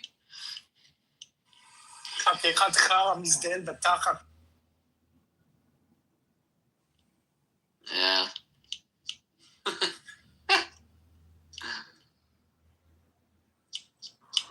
Ben Adom, come up to the stage. Talk about the title. בן זבל. בן זונה. בן זבל, קח את הזבל שלך, תזרוק את זה במקום אחר. חתיכת זבל, חרא, מזדיין דתה.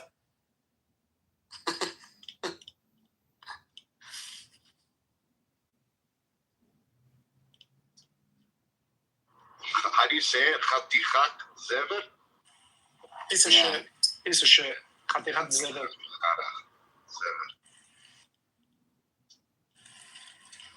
He's a garbage. I don't understand that guy. Oh, he's on stage. יאללה, מה אתה רוצה? Teach that to me again. מה אתה רוצה? מה אתה רוצה יזבלה? מה אתה רוצה יזבלה? דבר כבר, מה אתה רוצה יזבלה? מה? כן. באת לך בין עלינו, באת לך בין היהודים עוד פעם, יא מזדיין בתחת. I'm gonna wait until you get your emotions out. Well, I'm not emotional, man. And see, you know what? I'd love you to be opposite my face right now because I know what I'm doing with my fists. Yeah, I know. You're emotional. I get it. Emotional, yeah, you're emotional. The fact that you're even saying I'm emotional and you're bringing it up, you're the one that's emotional. You're a little gay man who can't control his emotions, shits on Israel and Jews all the time. You want to hear what he said? You don't even want to hear what he said 2 weeks ago with a different account. He came on and he pretended that he was an ex-IDF soldier living in America and he can't get a job now because of what the IDF did. Oh my God, these people are psychotic. I don't have another account. Because he was part of a genocide, he said. No, I don't. You're a psycho, bro. You really take the time to make up a story like this, psycho? No, I don't have another account. Go and sit with your Arab friends. Yalla, oof, khafif yazbala. Where are you from? Where are you from, Benny Adam? أني من سوريا. No, you're not. لما لو. I know you're not. من وين انت يا خارة؟ أني من دمشق. אתה מזבל, זה מה שאתה. So repeat that again. Zeber means shit? Yeah, you're a shitbag. Yeah. No, just teach me the Hebrew. Not teaching, fuck you all. Go learn it yourself. I'll be a fucking teacher. Yeah, you're my rabbi. You know, it's like a teacher. Rabbi Aleph.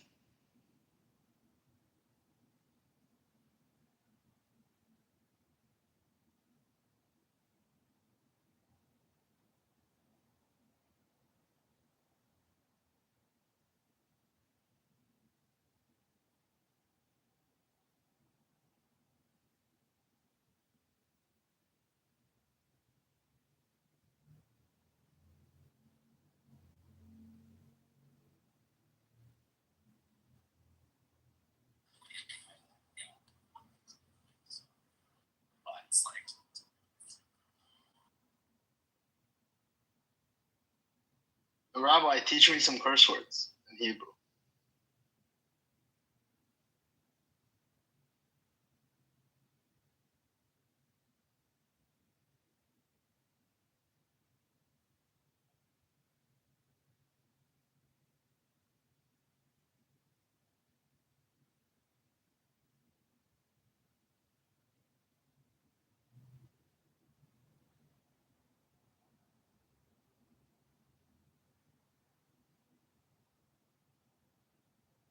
I couldn't believe it, the way he was going on. He was trying to act like so heartfelt.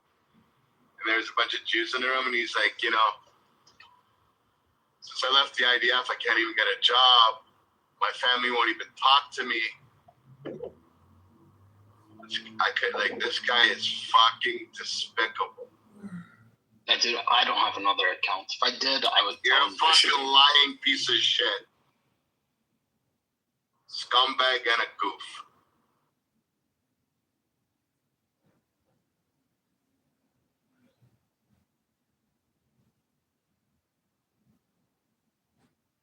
Was this guy like speaking Hebrew? Because I would assume if you were in the IDF, you'd speak Hebrew, right?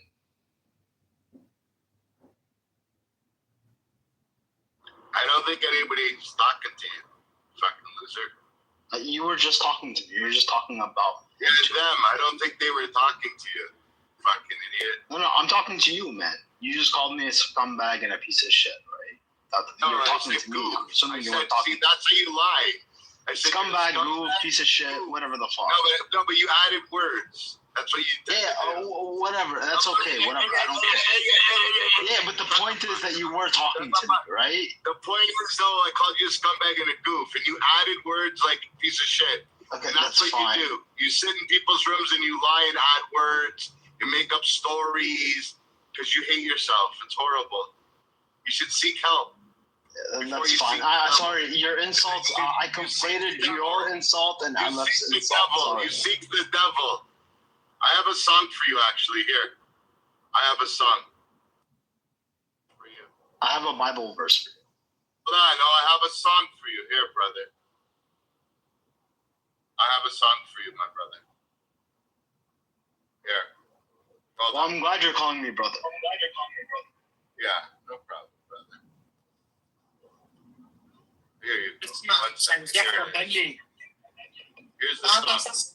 اليوم اكرم على كس امك زي الوطن. طاطا اليوم كس اختك اشعل. لك طاطا اليوم. Sorry, there's a lot of background noise. I can't hear you cursing.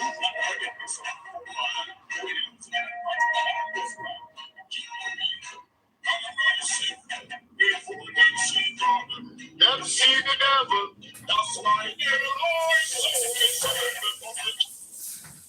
We can't really make out the lyrics. Sorry, bro. Brother. Just like you call me brother, I call you brother.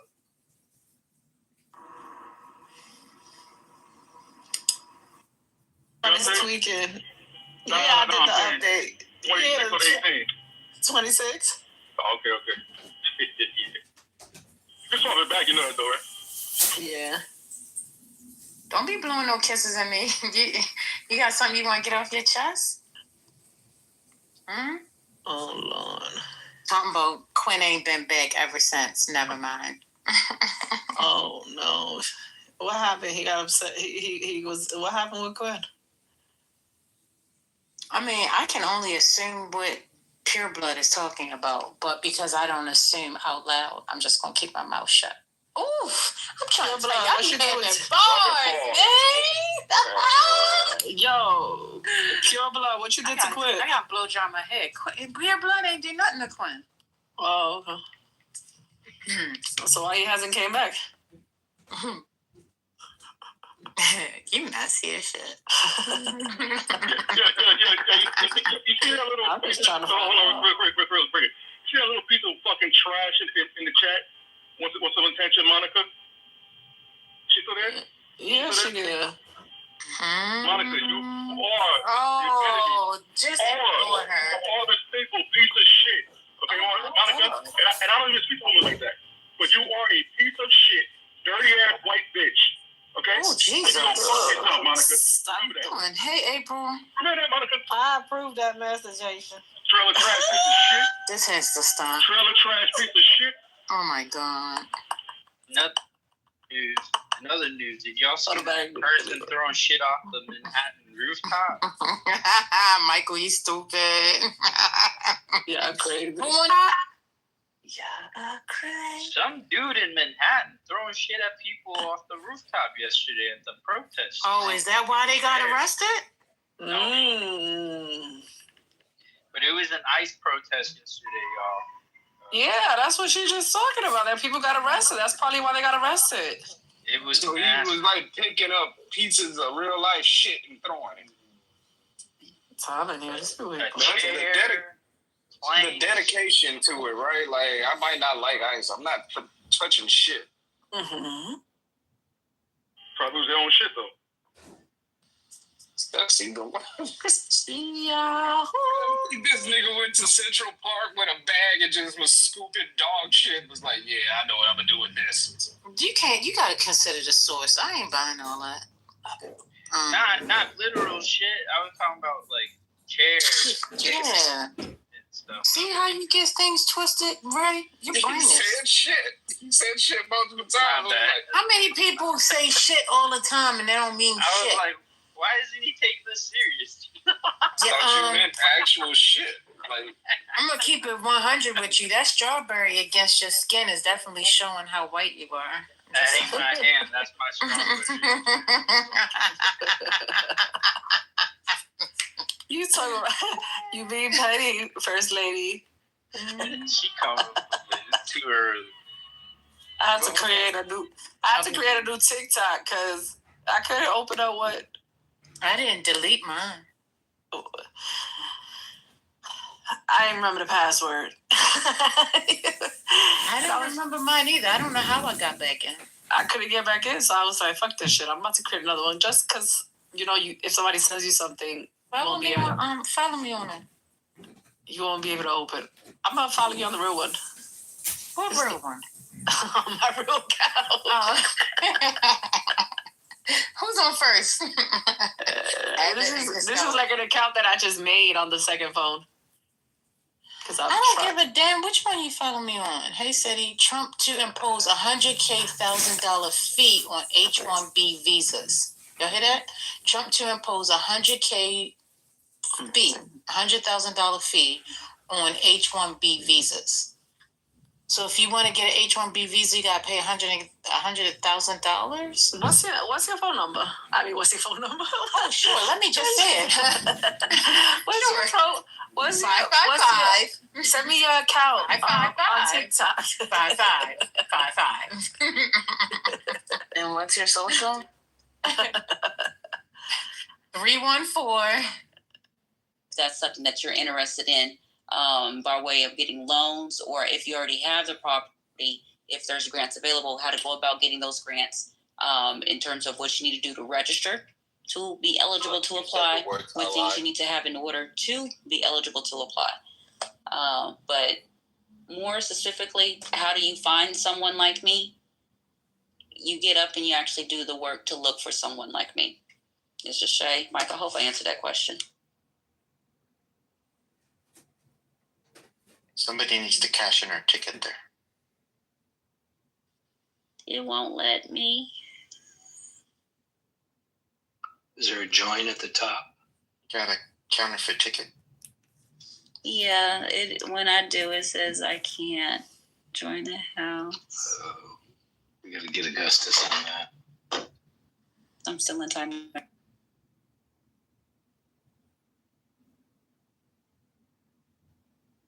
Good stuff.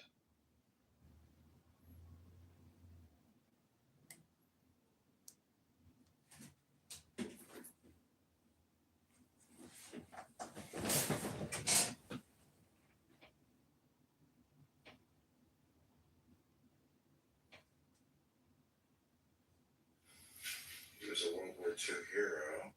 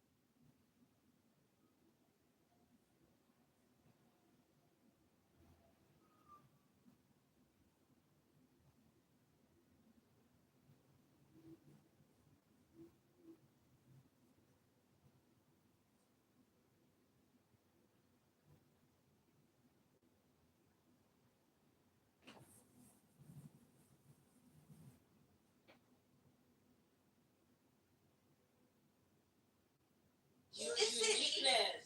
You are unique. I know. Those are. You are unique, and everything about you is unique. I brought it up, man. You think I held back? The thing is, like, when you speak like the truth through like logical means and through like rational standards, they can't kick you out. They can't put you down because it's like, what's your refutation to that?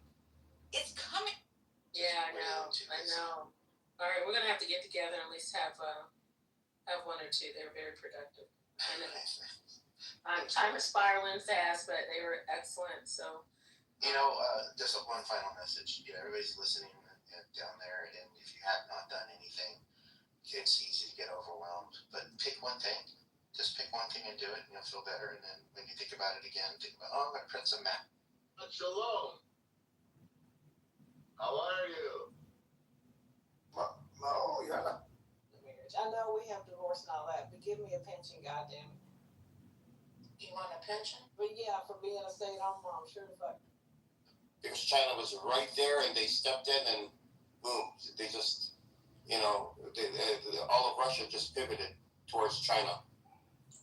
But, when it comes to, what did you ask about specifically? China, China selling weapons? My question was, no. My question is, so Iran has a sanction by the US, right? So the question was, how come that, so China is still doing business in Iran in spite of US putting sanctions on Iran? Yes. Yeah, because US can't put on China. Excuse me, Edward. I have a question about China. Are you Chinese? I live in Singapore. Okay. Do you speak Chinese? Yes, I speak Chinese. Oh, so you're from China? Why are you Chinese? I speak Cantonese. Yeah, that's right. No, there are Chinese people in Singapore. He's not from China. Yes, there are a lot of Singaporeans in China. Let me ask you a question, so that we can get somewhere. Yeah, the hungry ghost is here. Go on. Ask my question. Yeah, do you think China should do more to help the people suffering in Gaza? I think China should first save the war, the Muslims in the war, and then come and put their nose in the Middle East. I think China will take any help we can get. Actually, if China is willing to step in, I do think, however, this is only my opinion. There's a non-zero chance. I don't know how large it is, that we may see some Chinese weaponry popping up in Gaza by Hamas. I think there's a chance for that because it would make a statement. It would make a statement to the world. So how would China drop off the weaponry through? I'm not.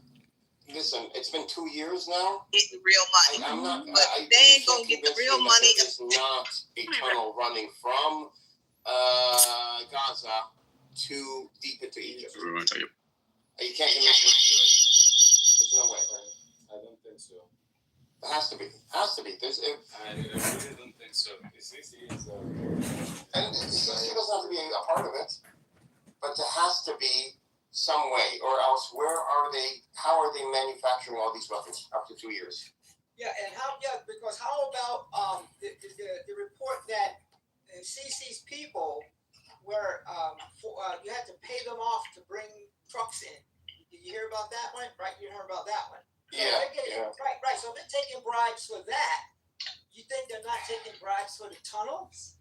They must be, right? Either that or CC may be working with them. Egypt has been, it's getting more and more aggressive with building up its military. Oh, me? I'm sorry. We don't know. Like, with Egypt's intentions, honestly, and Egypt is very good at deception, by the way. Look at the 73 war with Israel. They didn't see it coming. Egyptian intelligence is, one of the best. Definitely the best in the Middle East, but one of the best. I feel so proud. That's not true. Yes, it is. It's not true because they don't do anything, and they know everything. And they were able to foil a plot in Egypt of Israel trying to assassinate the negotiators in Egypt. Why don't China fly to Yemen with the weapons and deliver to Yemen and then take from Yemen to Gaza? Well, they've been helping Yemen. They've been giving Yemen the necessary Edward, I'm sorry, but technology. Edward, how is that going to happen? Like, even if you tried, even if you try to smuggle some weapons, right, through some ships. No, tunnels. I mean the ships to land on Sinai, in Murashrash, or in any on Suez or anywhere. How are you gonna smuggle them inside of Gaza? Do you know what is the situation inside of Sinai? Yeah, it's very chaotic, and then you have the Israeli military there. But it's not chaotic. It's full-fledged military. Like Sinai right now is a military base. You cannot just walk 2 meters without a checkpoint. Someone is asking you who are you and where are you going, and they that's check above ground, you out. Now you asked a question about how would you get weapons, but we have to first say, okay, what kind of weapons are they going to be? Small arm fire weapons, machine guns, and rocket launchers. They wouldn't need that. They wouldn't need bullets. What they would need is tank busters, like small little missiles. Now, how was it smuggled in before from Iran? They didn't smuggle the missiles or anything in, and this is how it's done. And it's how it's done with Yemen also from Iran. Hezbollah has done this. This is normal. You smuggle in the components and then you assemble everything, inside, And I'm saying, Can they assemble in the tunnels? Saying if China wanted to make a statement right now, now probably would be a good time for them to come in. China's not going to help Hamas, Edward. If China is going to help a country with the weaponry, it will be the Egyptian government. No, we're not talking about billions of dollars here. They're helping Yemen right now. But we're not talking about billions of dollars. We're talking about small missiles, anything that would signify. Why not China just attack Israel and just skip Hamas and just attack Israel directly? Anybody, you can say that about Egypt. You can say that about Turkey. Why don't we do want it? this war, guys? Come on. Why would we want this war? Why would you ruin our? Don't fly the drones to Gaza. Just fly the drones into Israel. Exactly. No, that's not going to happen. I agree with you. Well, he's right.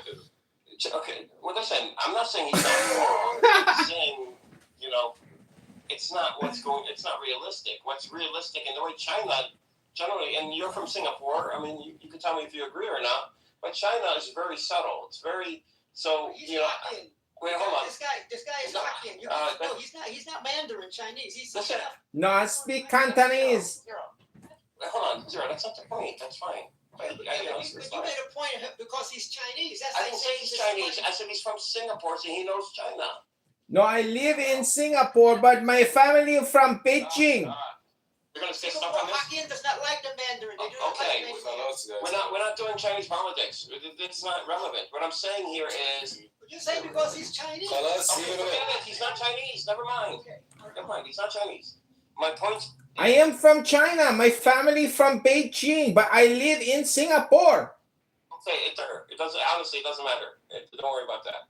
What I'm saying is, if there was a opportunity for China to bolster its image in the world and do it, very subtly, which is the way China does things, it would be to have some minor weaponry showing up in Gaza being used by Hamas, and knowing that it is Chinese weaponry that's being used.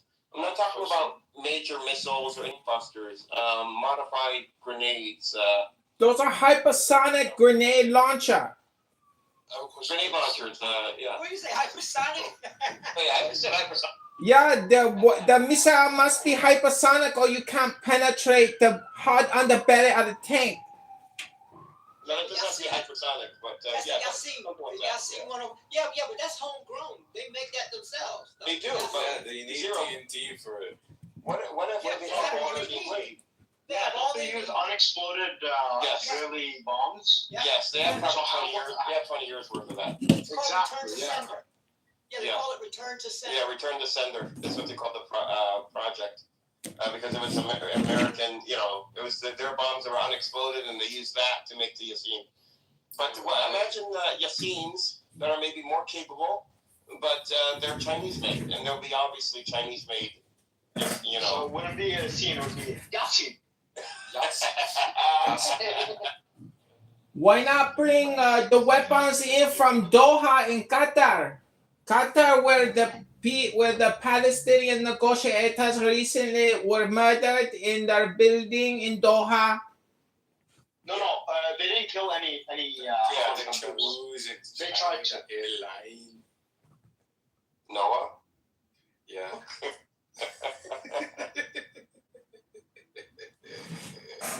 So did you guys hear about the negotiations with the Syrian government? Yeah, they're pretty much good. You know, Ahmad al-Shara, ex-ISIS person, he's like our God, peace be upon him. He's playing the game. You know, he's at least smart enough to play the game. He wants a security barrier. He wants to restore 1964 agreement. I'm sorry, Edward, but he doesn't want to fight with Israel. He doesn't want to He wants to give Turkey time to rebuild Syrian defenses. But Israel said it themselves. Al Qaeda has never been a threat to Israel. The Mossad said it. Sorry, Mossad said it themselves. Al Qaeda has never been a threat to Israel. They've never attacked Israel. The only time that Islamists actually attacked Israel is when they apologized for it. The only apology they've ever. Yeah, when ISIS shoot a missile there, by the second they went out and they were like, "We're so sorry." Yeah, extremely apologize for it was a mistake. I'm sorry, you can. Noah, you don't have to fake an Arab accent. You have one. Not faking. You did. You're faking it. I'm not You already faking have it. one. Okay, خلاص, I'm going to speak with my With zip what? I speak, guys. Oh, can you, I speak. Yeah. Let's see which speak is bigger. Oh yeah. Let's do a Singapore guy. Okay, but Edward, I'm sorry, Edward, but I don't think what you're saying is realistic. You know, with all due respect to you. Why? Because the part of the smuggling even small weapons to Hamas throughout so-called. Listen, I didn't say it was I said a non-zero, meaning it could be 1%. I don't know. This is only my opinion. That 1%, I don't think it exists because the. How are you going to get it in? Who was smuggling to Hamas? Did you see? No one. I was saying, number one, I'm pretty sure there is a tunnel leading to Egypt. Because after 2 years, I can't imagine not being a tunnel. So I was saying now. Doesn't Israel effectively control the Philadelphia corridor? Yeah, but I'm talking about very deep tunnels in Gaza, guys. Just to know, No, they don't. They just had inside. It comes from inside the mountains and the hills, and then it goes all the way to the ground. Yeah, that still means they control it. That doesn't mean no. Yeah, listen to me, you guys, right? That's fine. So it comes from there, and then the other side of the tunnel is not on the borders, no. And the beginning of the tunnel is not on the Philadelphia corridor. Actually, Netanyahu doesn't. He occupied Philadelphia corridor because because he just wants to get more land and wants to occupy it. But it has nothing to do with the tunnels. Why? Because the beginning of the tunnel is far from the Philadelphia corridor, and the other side of the tunnel is inside the houses of the people that are living in Gaza right now, right? So in which city?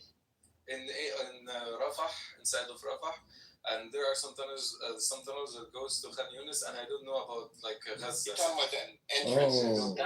So basically, you're saying there's a tunnel throughout the whole of John?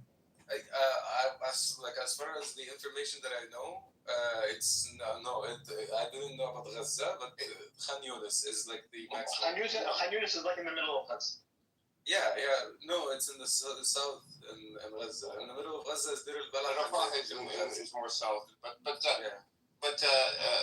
no, the tunnels are like spider webs and multi-layered throughout Gaza and so there are some smugglers. I don't know, man. I think this tunnel stuff. I feel like it's a lot of bullshit. I don't think it's that significant. Absolutely bullshit, by the way. If you want- Absolutely if you want- overblown bullshit.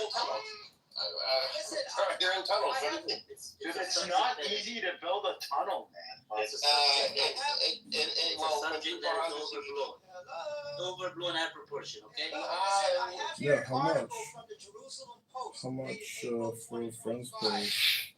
and it says the IDF has only destroyed about a quarter of Hamas's How tunnels in much Gaza. for Hamas's tunnels is friends? different from Egypt. Security, and listen, goddammit, let me How talk. much for Fuck. friends?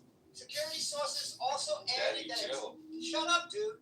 The security sources also added that a significant number of I think they can use the tunnels to assemble short-range rockets and assemble weapons to carry out surprise sneak attacks using the tunnels if they can still muster the ability to attack. Hang on. Brother Zero, hang on. He just called you daddy. Whoa. Daddy. I told him Daddy. daddy, Look, daddy. Look, you have a Zionist on your stage, Mark Rice. Mark Rice running for Congress, and he is a strong Zionist, and he is running for Republican Congress. Hello, Mark Rice. Hold on. The brother with from Singapore, please let Zero finish, and then you can go afterwards. We got to do one mic at a time. Go on Zero, finish, and then the brother with the Chinese lettering will go. You're on mute, Zero. I muted everybody, Zero. He can unmute and come off the mic. And I apologize. There you go. All right, so listen, I'm going to read it, and I'll go ahead and post. I'll just read a very little bit about Egypt, and then I'll go ahead and post the whole thing. It says security sources also added that a significant number of smuggling tunnels crossing from Egypt to the Gaza Strip are still intact.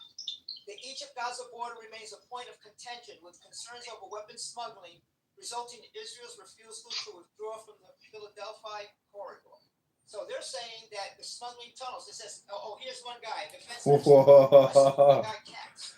I saw with my own eyes quite a few tunnels crossing into Egypt.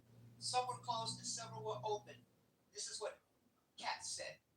The guy, Minister Israel Katz. So I'll go ahead and post it, but this is what they're saying in the Jerusalem Post, that the tunnels are still intact going from Egypt to Gaza. So that's all I wanted to do is read it to you. Go, guys. Yeah, I was saying that I think the terror tunnels can be used to assemble weapons, and you have Mark Rice on your stage, who is a Zionist. 1 second, but I'll give you the mic. Just give me a second. Yoav Galan came out about 6 months ago or a year ago. He said we faked the tunnels. There were, the big tunnel picture, whatever. I don't know if you guys looked into it. Egypt. There was a fake to avoid, from doing the ceasefire or something. This was reported in a newspaper. I'll see if I can find the article. Brother with the Chinese letter, you can go ahead. Yeah, I was just saying that I think the Gaza Strip fighters can still work in the tunnels if a Chinese government can get weapons to Yemen, and then they can transport to Gaza or to Egypt. And I want you to know that there is a Zionist Republican congressional candidate on your stage by Mark Rice. And I think you should ask him what his position is on Gaza. Why are you Chinese? So. The guy alone, man. I'm sitting here in Malaysia right now, man. But I'm fucking surrounded by everybody Chinese. You guys could also go over two things. One, we have videos of that were on YouTube. I don't know if they're still there, but I think a lot of people have seen them. Of Mohammed Sinwar after Yahya Sinwar got out of prison. Zionist, John. In the mid-2010s. They were driving a truck. I'm playing calling area, a clubhouse and he's showing them the tunnels. The new systems that they've added in the tunnel system. And they were driving a truck, and you could, drive two trucks, one going, it's like it was a road. I'm listening to a clubhouse room right now, and they think I'm from China. There was at least one video that was leaked there. Now, if you put into GPT or Claude, whatever you use for AI, the current technology that we have Yeah, they can use AI to figure out smuggling route for the weapons. Let me just finish. The current technology that we have, we could only penetrate the ground like 20 or 30 meters or something like this, and the Hamas would have known what the state of the current detection technology would be. So they would build most of their tunnels deeper than that, and they can because of the soil composition. It's sand, it's very uniform, and so it would. And to reinforce the tunnels, you would need cement, and I can't for it would look 35. like rock from the surface because there would be a very blurry image. So you have that, and then now you have the destruction of Gaza, all that metal, all the I can't for I can't for cement, 200. everything. It makes it impossible to see under in the ground unless you're clearing areas like the roads, whatever. But otherwise, it's nearly impossible to see or it is impossible to see what tunnels are, even if they're close to the surface. But you can put this in GPT. I mean, that's what I did. That's how I learned about it. Yeah, I'm just saying that as I see the tragedy happening, I can't understand why the Chinese government isn't spending more time and money to bring peace to the Middle East. And if that means giving more weapons to the fighters in Gaza, then do it. Find out how. No one disagrees with me. I think we'll see something made in China popping up in Gaza. They used the cornet. But I think that's Russian, isn't it? I think that's Russian. No, but it's been modified by the Chinese like over 10 years ago. So. Oh, okay. Yeah, the problem with Why do you call cornet? They use it once in a while. Yeah, once in a while. Yeah, you can't really use them because Gaza's so small. It's hard to use them. Well, no, but you also need them to take off, and you need I'm pranking them. tanks to be They know who I am, but they don't know who I am under this profile. It's They came hard from when China. it's so congested. We forget how But they blocked me out of the room because they don't want me recording them discussing terrorist promotion. And dropping it right in the hatch, like they just did. It just killed 4 soldiers. It's a live stream audio. But I mean, It's in Clubhouse. Like the howitzer, like artillery. It's an app called Clubhouse. This house is called Amir's Room. It's called Israel on Trial. Sanders drops the G word. It's hosted by a terrorist promoter called Amir and Edward. Edward lives in Dearborn, Michigan. Amir lives in California. It's adaptable. They've been reported to the FBI multiple times. And again, you have to carry them around. I don't think so. 80 yards out. Stealth? They're hitting very well. Would you ever be interested in having a conversation with this? There's usually it's that is true. That is true. Yeah, Edward, what you were saying about the tunnel, I still think it's bullshit. In order to dig that deep, Yeah, I mean, I join every space I can. I'm not, I can debate the worst and most horrific anti-Semitic, Jew-hating scumbags I've ever heard of. There are some truly deranged people out there. It's not a rocky coastline, so if you dig too deep, you reach water. And in order to get water out of tunnels, that's a very complex. I live in Chicago, but I'm running a and I marathon. doubt they have the skills or the equipment necessary. No. They did just that, though. They have that. They have It's crazy what's been going on there over the last couple of years. I have never seen more Muslims in one place in Illinois than when I go there. And I felt like a minority here. It's really weird. But I follow a lot of this stuff though. I don't know. I think it's not just Dearborn. We had some bad stuff all over the place, but it's nice that people are finally willing to talk about these issues now. Oh, I mean, since Obama, since 2008, I mean, Muslim immigration and Muslim visas and refugee status exploded. I don't know what the true number is, but I would say it's like easily 1 million people. Uh, you know, I don't know. I don't know what the true numbers are. I don't know if anybody does, but I can go to my local park and there's fully clad burqa women with multiple children running every single time, and it's like that all of a sudden. There's just all these little Islamic pockets all around the country, and well, you can thank the fucking Democrats. That's my opinion. Yeah, I really hope there's a possibility for Chicago to flip red in my lifetime because the rest of the state will be fine. Like the suburbs, we're fine. Chicago just needs to get their shit together because this is starting to pour over and it's getting insane. Well, everything is we live in a clown world where there's 60 million completely brainwashed liberal, socialist, Democrat, Marxist, communists who are so radicalized that there's no ability to actually commune with them unless they're willing to join you in a book club. So all I can say is, be courageous and have bravery. I mean, yeah, I've been trying to do this. I really wasn't involved in any of this stuff until October 7th. I was just living a normal life. And then after that, it's just everything on the internet. So I had to learn about all this shit. And then once I learned about this shit, I looked around like the state of Illinois and I'm like, what the fuck is going on? Why is no one saying anything? Well, it's like a mind virus or a Tourette syndrome.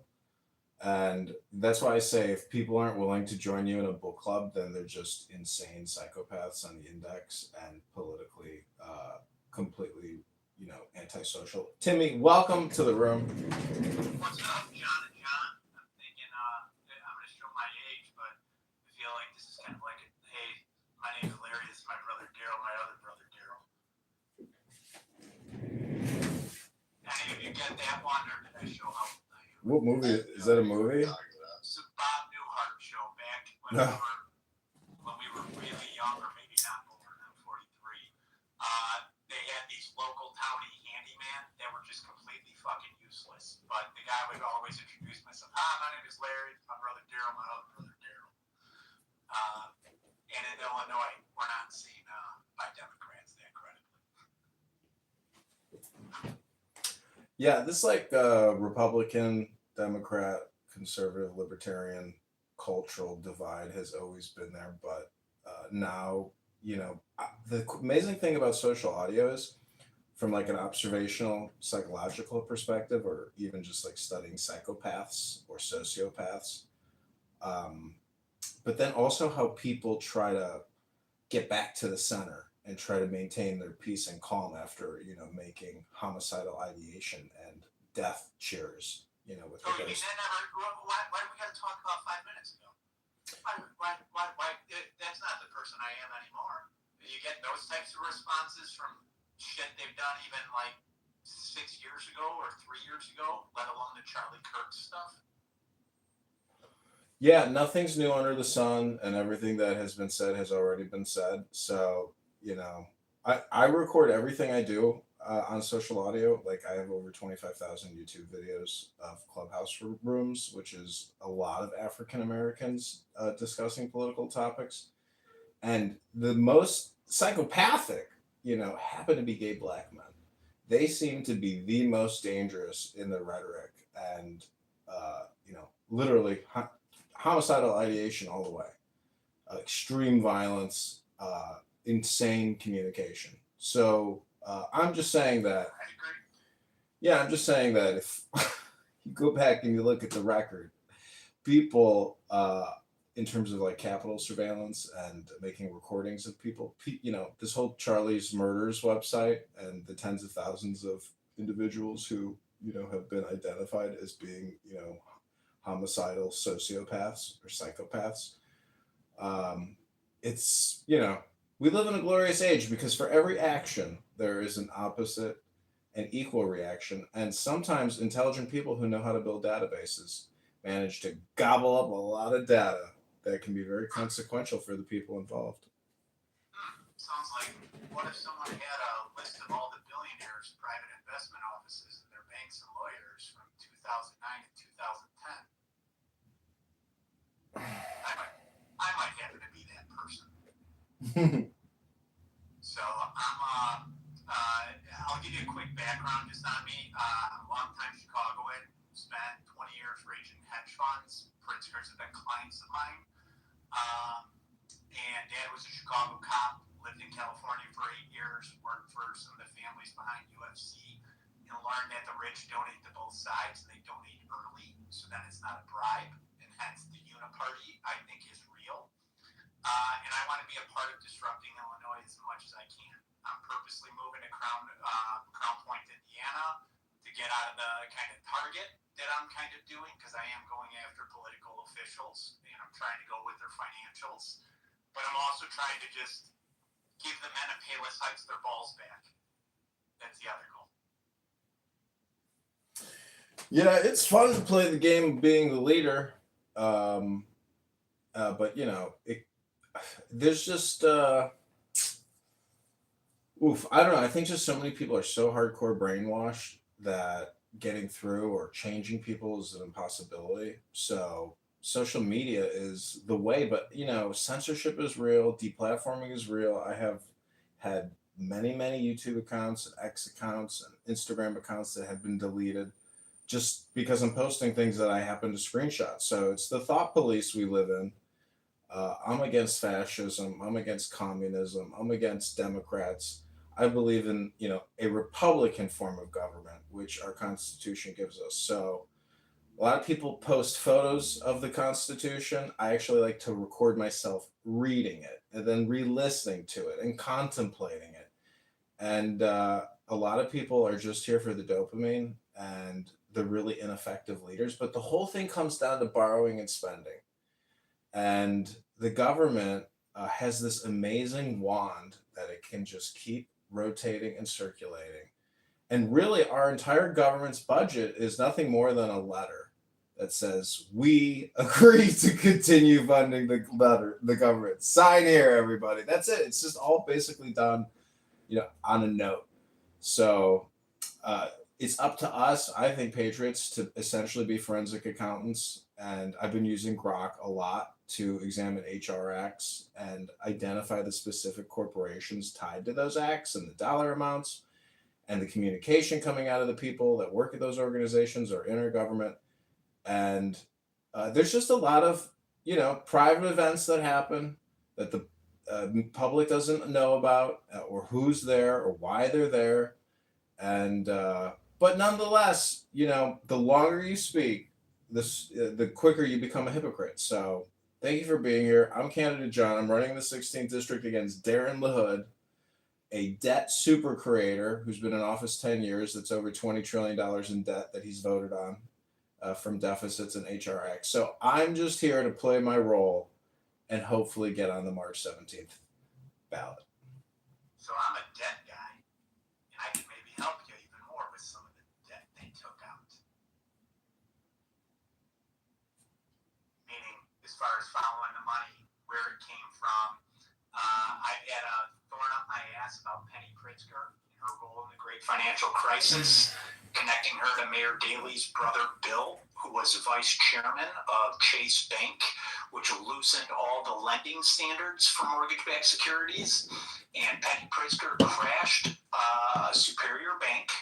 She kind of started subprime mortgages. She lost a shit ton of money for Harvard. And then she also got into the Obama administration, part of the Rebuild Ukraine. And there's a big fight right now that no one's paying attention to with Bill Pulte, Scott Bessent, and the Fannie Freddie Federal Reserve. And all that shit comes back to Chicago, University of Chicago, and the Pritzker family. So I might be able to connect some dots to the local level up to some of the higher money if you ever want to go down those rabbit holes. Yeah, I mean, let's do it right now because, you know, Penny Pritzker, the Pritzkers, their billions, their manipulation, their lies, they buy the spectrum, they buy the medium. I used to work at Google. Pritzker dominates the election cycle by buying every available fucking ad space there is.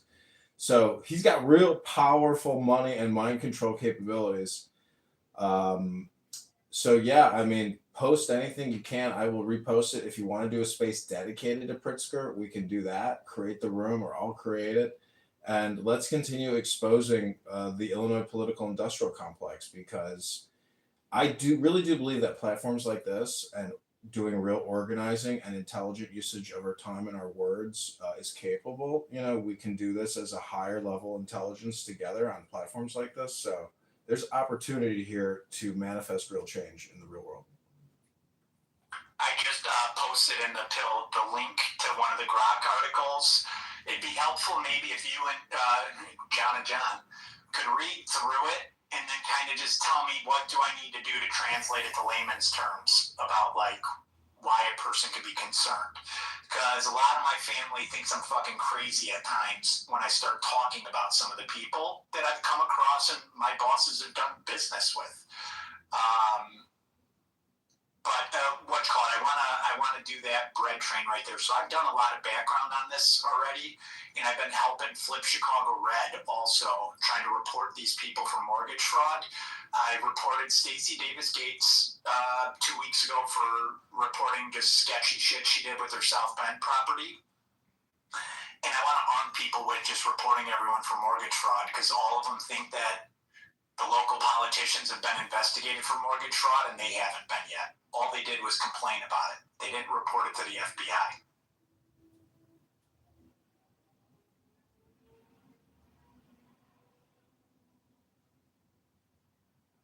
I will definitely read through it whenever I get a chance here, and I will give you any notes I can think about for it. Perfect. And yeah, and it'll be, anything. It's not exactly a sit right now and read type of read, but it's a lot of meat there. And that connects all the way to Jeffrey Epstein, by the way.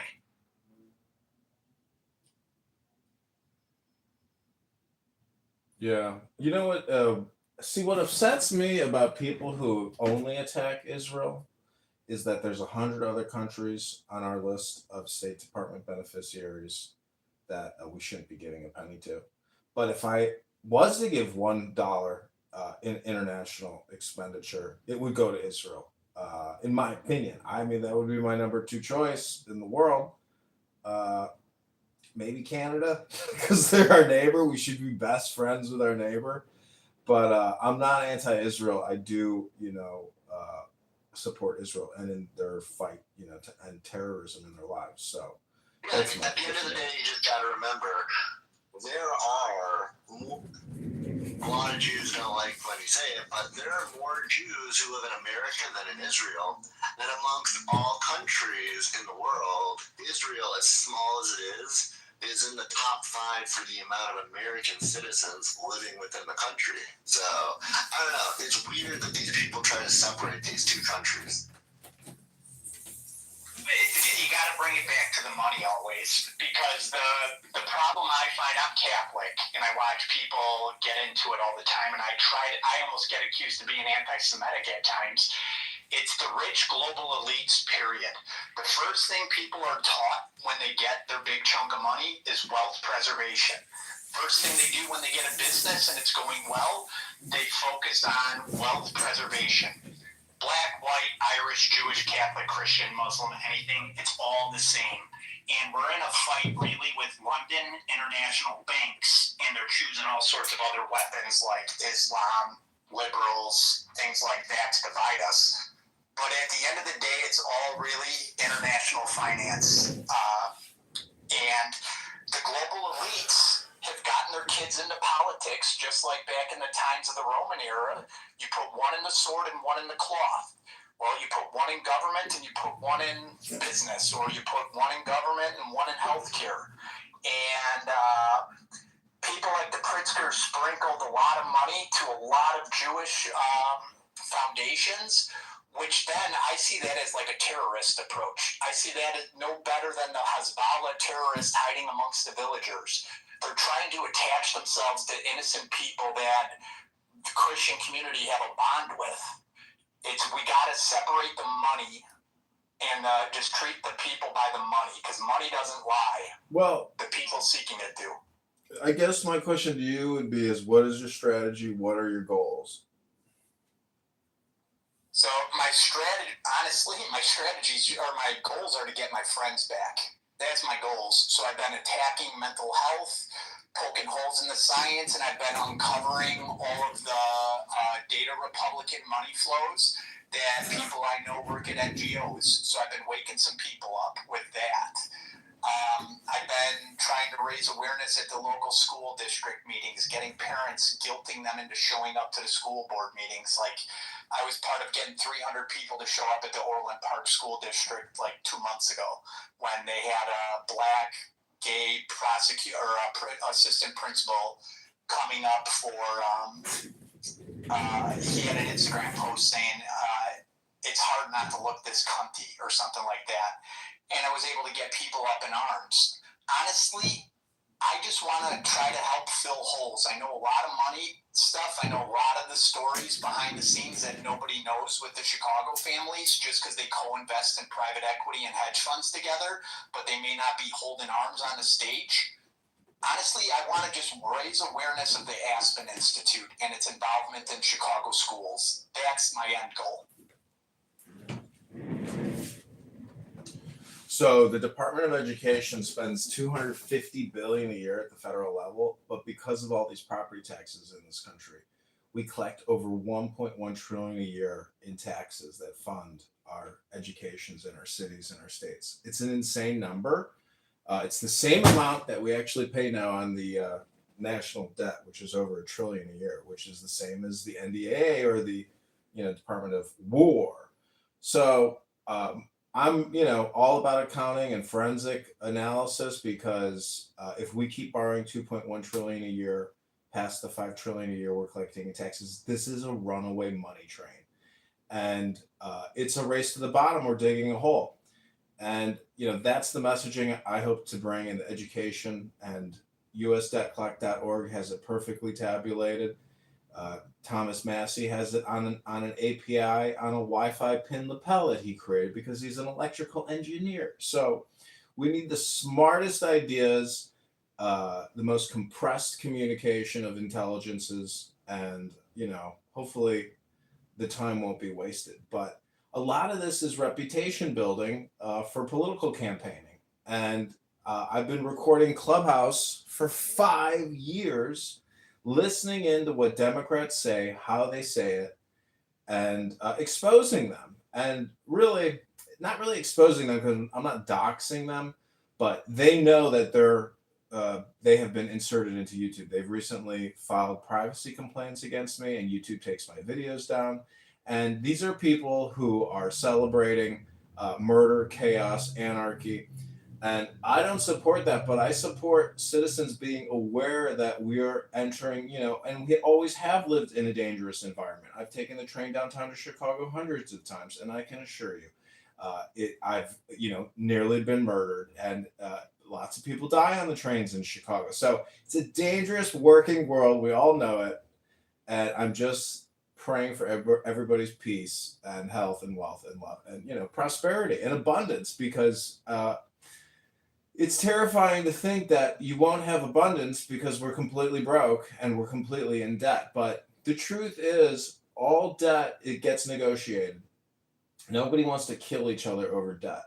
So I'm not really terribly worried about our national debt. I'm using it more as a political tool to try to wake people up to the wasteful spending, the ridiculous spending, the irrational spending. And we need a balanced budget act in this country. So if I get into Congress, the two first pieces of legislation that I will publish and propose is a balanced budget act, as well as defunding the big, beautiful bill. And the amazing thing about Grok is it even creates the HR Act name for you. So automated legislation is here. So I love that idea, and I'm 100% in agreement with you on it. Dangers as well that have come in, the spending. The debt is part of a a strategy to break the American dollar and then to pull us into the EU's currency. George Soros has done that countless times in other countries. The Pritzkers were a part of 1991 color revolution to try to overthrow the Hungarian government and remove their super veto powers. So the debt is really scary, but it's something that you can't talk to people about because it's too big for them to comprehend. And then the other part is like all the spending. Do you find problems where your voters are actually profiting off of it? They'll say MAGA, but they're getting NGO money left and right as well. One of the things I'd like to advocate for everybody to do is a transparency agreement where you sign to 100% transparency on your movements, who you meet with, and your monies, and then other people will be forced to follow. My thought process around that is that only Jesus was born without sin, so let's take the apple out of the garden. And if a people have radical transparency, you're going to be wrong. You're human. But I will toe the line and support you if I can understand the methodology of your mistake. Well, I'm past the point of asking questions because really, I mean, I've been following, ever since Elon has purchased X, it's been an incredible amount of information that comes through, and blotting out the darkness of MSNBC and CNN and Fox News, really claiming your time and becoming subject matter experts on the major problems in America, because it's just so vast and unfathomable that Jasmine Crockett, that Rashida Tlaib, that Ilhan Omar, who committed fraud, can't be arrested. Untouchables. I cannot believe if Donald Trump and the FBI doesn't start making significant arrests in the political sphere amongst popular Democrats who are worthy of being charged and arrested. I have a lot of faith in Pam Bondi, but it's rapidly fading. If she can't give a good public presentation and a good speech and it sounds so long and drawn out and pointless and nothing intelligent is coming out of your mouth, maybe that's the kind of lapdog Donald Trump needs and wants. But as the Americans, I think we have to expect more from the head of the DOJ. And I would hope that maybe Trump might consider putting Stephen Miller in there and making Pam his assistant, something to that extent. I actually lost faith in her. And I'm in agreement with we need stuff to start happening again. Stephen Miller is perfect for that. You need to be bulletproof in that job. Agreed. Can I just say one thing?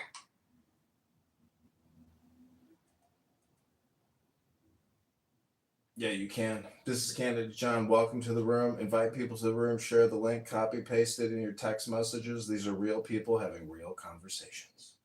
I agree. And we all need to say, hail Hitler. Well, you may worship the devil and Satan in your life, sir, but I pray for your peace. Hail Hitler, nigger.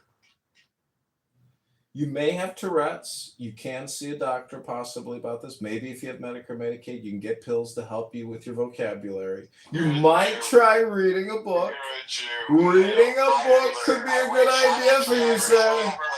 See that? I wish you were raised by a strong man. I really wish you were. I feel bad for your dad being a weak man. Dad taught you to troll people.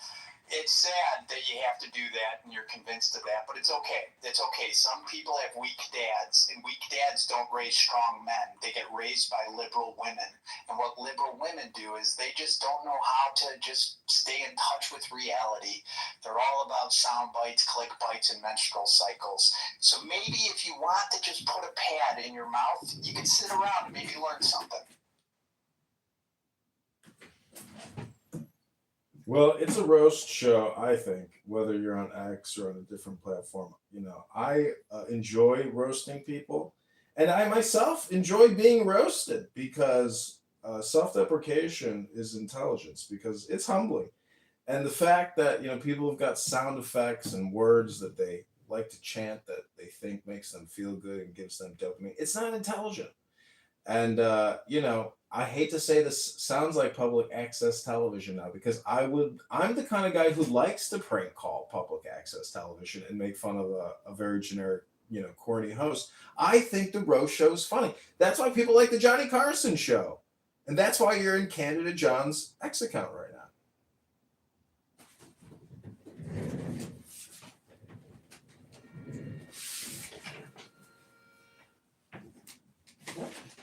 So, it looks like we lost our visitor.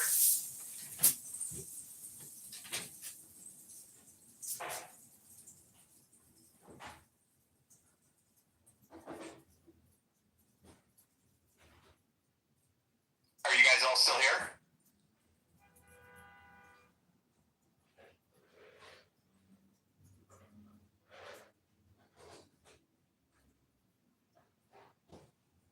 Yeah, I can still hear you. All right. Well, John, maybe it'd be awesome just kind of hear what you need right now, I guess. You need signatures. What else do you need? Like what type of grassroots stuff could we do to help you? The other thing that I'm curious about too is I would love to hear if you've got 5 years of Clubhouse recordings and conversations, what type of systems, what type of processes, what type of repeat bad actors do you see? Because, one of the things I was just kind of thinking in my mind as you're saying 5 years, I'm like, oh, you must have seen lots of hand gestures, brand new teeth, and thick black framed glasses. That seems like, the liberal starter kit whenever I see them press conferences. But yeah, we'd just love to see kind of some of the systems that you've seen or the repeat things that they're using against you. Yeah, I have been relentlessly recording, and I've had 40 Clubhouse accounts over the past 5 years get deleted by Clubhouse. I've had at least probably 5 to 10 YouTube accounts get clipped, dozens of Instagram accounts get clipped, but I just keep recording these people because I'll go into the room and I'll say something, or I'll put something in the chat, and I'm raising their herd awareness in a way that they know that people are recording and publishing them. They think they have presence, but the post analysis will show and proof is in the pudding. When you watch these videos of people having conversations, they're completely wasting their time. Nothing intelligent is being said. It's a struggle session. It's a TDS struggle session, or it's an Israel struggle session. Or it's a narcissistic, egotistical glorification of themselves. I mean, but nothing is new under the sun. Everything that has been said has already been said, but in some other psychotic way or with regards to some other stupid category. So proof is in the pudding, and our ground game is very strong right now. We're crushing it in signatures. We're at 530, probably will be at 700 by Sunday. So I think we can get to 1,000 signatures plus, and we will present the Illinois Election Commission with a thick stack of petitions signed by real people in Rockford, real people in Bloomington, real people in Peoria, unlike the Republican GOP, who will print out their petitions and probably just copy people's signatures, because they don't actually do any real work to get these signatures. They may go and have it circulated and get the real signatures. But the point is, they will challenge every single signature that I present to the Election Commission, and they will make me, the candidate, go into their own database and search out that signature of that voter and defend their challenges. And there's multiple challenges for every signature. And it's me, one person who at the Election Commission has to pull out a laptop or my cell phone and do the searches real time as they put it on the big screen TV. It's an absolutely ridiculous process to get on the ballot. It is overly complicated, overly burdensome. It is ballot access tyranny and traitorship. And the people that have challenged me in the past, it wouldn't surprise me if they were dick-sucking faggot pedophiles, and I'd be happy to say that to who I'm thinking of. But they are some of the most crooked faggots I've ever met in my life, And now I'm not saying I care about how a person has an orgasm or makes an orgasm with somebody. That's how somebody wants to do it in their private lives. But I'm telling you that some of the people that I've had to deal with in Chicago politics who have challenged me personally, made me sit there for 6 to 7 to 8 hours, are 100% dick sucking, anal ramming faggots. And I hope I get to see their faggot faces again as I get onto the March ballot. And I hope, I'm not going to say who it is, but those are my thoughts for the day, gentlemen. I don't disagree. I joke around. I'm kind of I'm a liberal's worst enemy. I'm one of 5 kids. My dad worked for the city. I got into the hedge fund business. I have 2 siblings that are gay. One is a gay guy, has the mind virus, living in Boston, and my sister lives in Omaha, and she's common sense. And I use that word like I did in the 80s and 90s, and I continue. And I say it the same way I meant it back then, so I'm not offended by it. Yeah, it's, what about on the election? Is there anything, if we've got a little bit of a larger footprint, that we could get, what's the word, maybe awareness to some of that election fraud? Can we get eyes on that maybe, if you know some of those things? I've published it all. I have all the court documents. They took me to court twice. Stella Richards, the 45th Ward committee woman, never showed up to court. They sent some scumbag greaseball attorney and his scumball greaseball son who intimidated me and threatened me and insulted me. I recorded it all. I filmed them. I took photos of them. I published it all. You know, I don't have much of an audience. I can regurgitate the posts. You can read over all the legal documents. You can read over all my legal responses and motions. But at the end of the day, all that matters now is getting as many signatures as humanly possible to present the Illinois Election Commission for the 16th District against Darren LaHood. And we are getting there. Obviously, more money would be great, because then I could hire more people in Peoria and hire more people in Bloomington and have one person every day trying to get 100 signatures. I mean, getting on this ballot and getting through the challenges is a monumental task.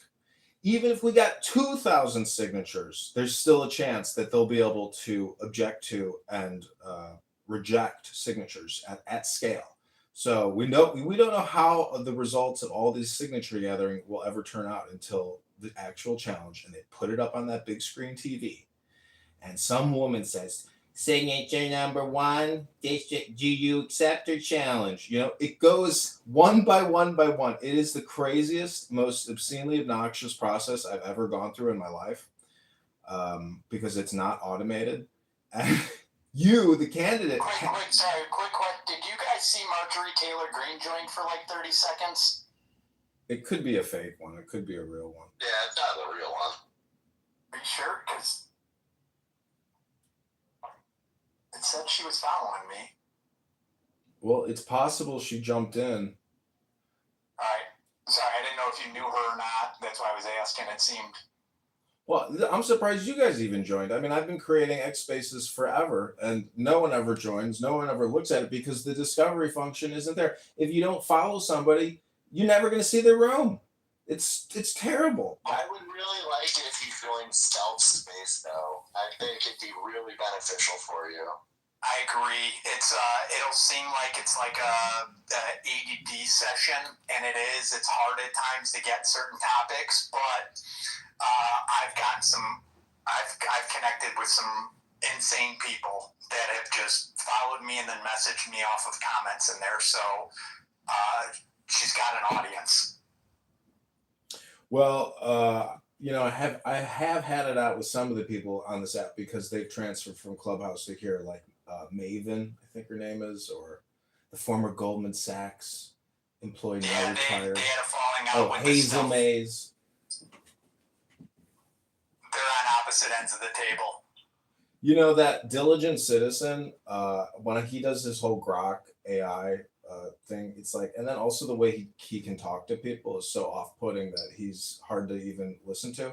But I did hear him at the Thomas Massey Epstein victim statement outside on the congressional steps, and I hear Diligent Citizen's voice asking Thomas Massey a question like he's a journalist. I was like, holy shit, this guy actually traveled there, and you know, it's that big of a thing. And he's building brands off of it. He's got other accounts that are in the rooms that are branded, and like he's in the publishing business. So whether this platform can one day become a sustainable source of income, I very much doubt it, because some of the biggest people are only making $60,000 a year. You know, like that Dom Luker. So it takes so much time to. You have to put so much money into it and the time into it that it's. I was gonna tell Steph the only way you're really gonna make it worth it is if you start doing like ad reads and sponsorships on it. That or format it. You got to create a template that things are repeatable and you're able to kind of do the clear order, not squirrel. And I agree with you on that. It's tough. I'm not looking to make money. It's actually costing me money because now I can't raise assets from a lot of the families I used to, but I don't want their money. So I've gone 100% public with it. But like, I didn't know anything about the Denizen guy. Like, I literally actually thought he was a good guy 2 days ago. I was in a space, and so I know no context. He just let me talk. I follow all of these people. I know all the shitty people on this app. I'll take your word for it. What I'm getting at is just simply, I was able to talk for 30 minutes about Epstein and Penny Pritzker with the Grok app, so it was productive. But it was only productive from that aspect. I knew nothing else about any of the other background, nor do I care to get in any of the drama either with the stuff.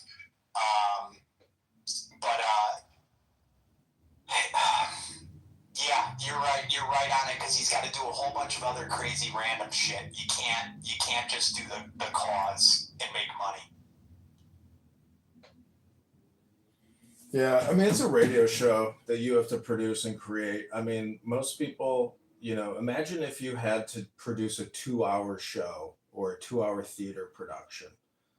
It's a lot of energy and a lot of work, you know. I mean, I was a theater actor in the 7th grade. I played FDR. I mean, it's a lot of training and work to, you know, and then all the state. What I'm saying is this becomes like a theater production, you know, or political theater, and there's just so much signal and friction on the channel or on the, you know, the noise that it's like, to listen to it is like scrambling your brains because so much of it is so stupid.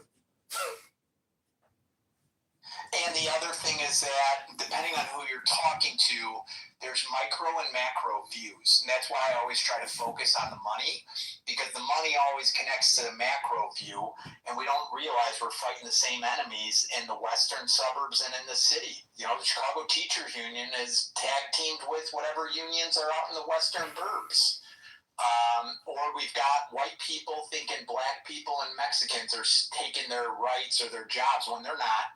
It's the illegals, and then they're creating these complex processes or policies. That actually would be awesome. Actually, you know, it would be awesome if we did laws, policies, and procedures, and we started educating people on what's the difference between a policy and a law, because so many people follow illegal policies. I just want the roads fixed and the tollway system to be done properly. But that's money laundering right off the bat. The roads, they could just simply pave over the roads for a fraction of the cost every year before doing major construction. And they're able to launder money paying inflated values for cement, paying inflated values for this, that. There was I think it was called K-12. It was a road paving company in Illinois. The guy got sentenced to jail for like 9 months because he's been stealing 3 inches off of our roads for 15 years. And then he got the job right back, right after he got out of jail. He got the contracts again.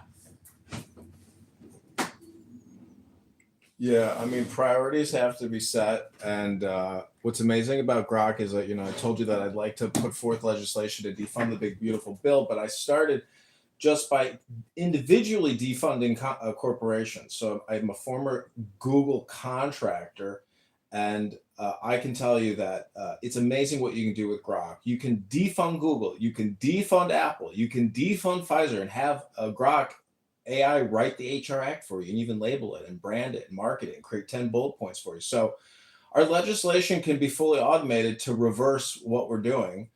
And the basis of any real economy is not borrowing and spending and giving we the people taxes.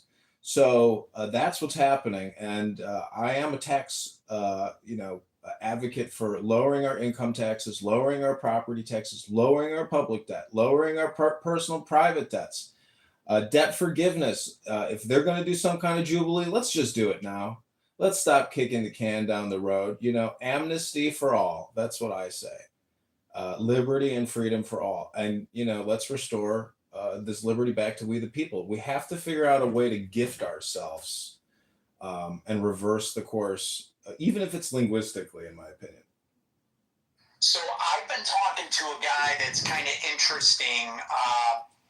He's a linguist. He was a music teacher, and he wants to try to set up organizations where we have a constitutional lawyer in every state or every city. And he'd be maybe a pretty interesting person for you to connect with also. He wants to bring the arts back into schools. He wants people to start learning Latin and the Constitution again.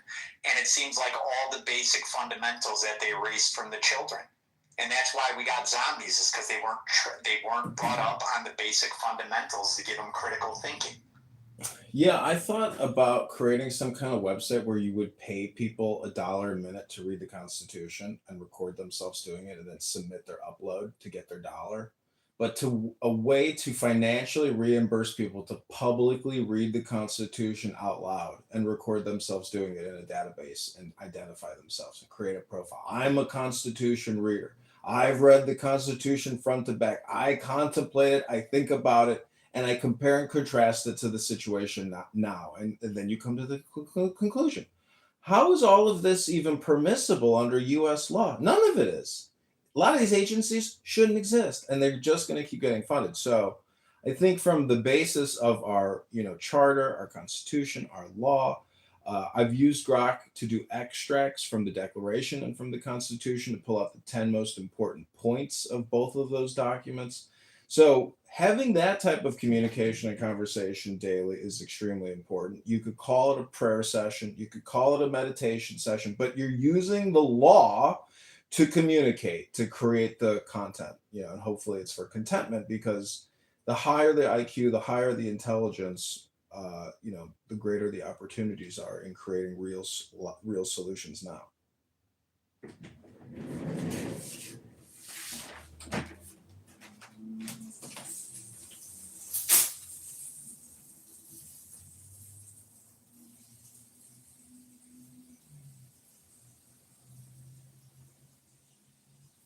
Hey, Elder John, I don't know, maybe you want to give a little bit of an intro to candidate John?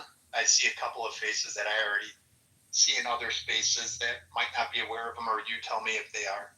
I wouldn't be able to give a good enough introduction to him. I'll be honest, I just kind of randomly came across his profile, and he seemed like a regular candidate for my state who didn't hate Israel and had some pretty normal takes. So I started joining his space, and I saw no one was really here. At first I thought he was a bot. I didn't even know what he was doing. And then I joined the space and he was listening to some stream, but then he talked and I was like, oh, okay.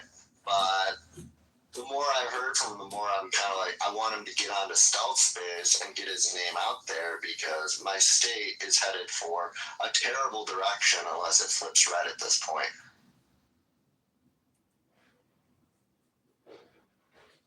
John, have you talked to any of the people from Flip Chicago Red? No, I don't really get too involved with politics. I know a lot of what's going on. No, I know more than my friends do. I know more than the average person, but I don't really get involved in any of this stuff because realistically, they're all crazy. I feel they're all corrupt, and generally, I feel 90% of politicians shouldn't have a job anyways. Well, you're paying taxes to fund and support the entire political industrial complex. The budget of the Election Commission is huge. But it's really their acts and their borrowing and their spending. Timmy here knows a lot about lenders. Bank of America is the #1 lender in the state of Illinois. So if you really want to know who your local politician is talking to, they're talking to their bankers who handle government accounts. So asset management is a huge industry. Now, your average financial advisor is making $200,000 a year, and the biggest asset managers are making $1 billion a year. So it's a big club, and you ain't in it. I am minus the billions. That's the problem.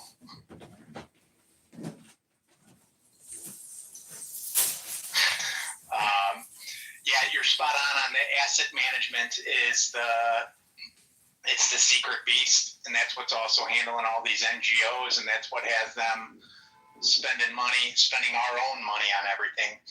Candidate John, are you familiar with the Flip Chicago Red? Could I make intros to any of them? Because that might be a great resource for you, and they've got a good following in the Black community on the south side of Chicago.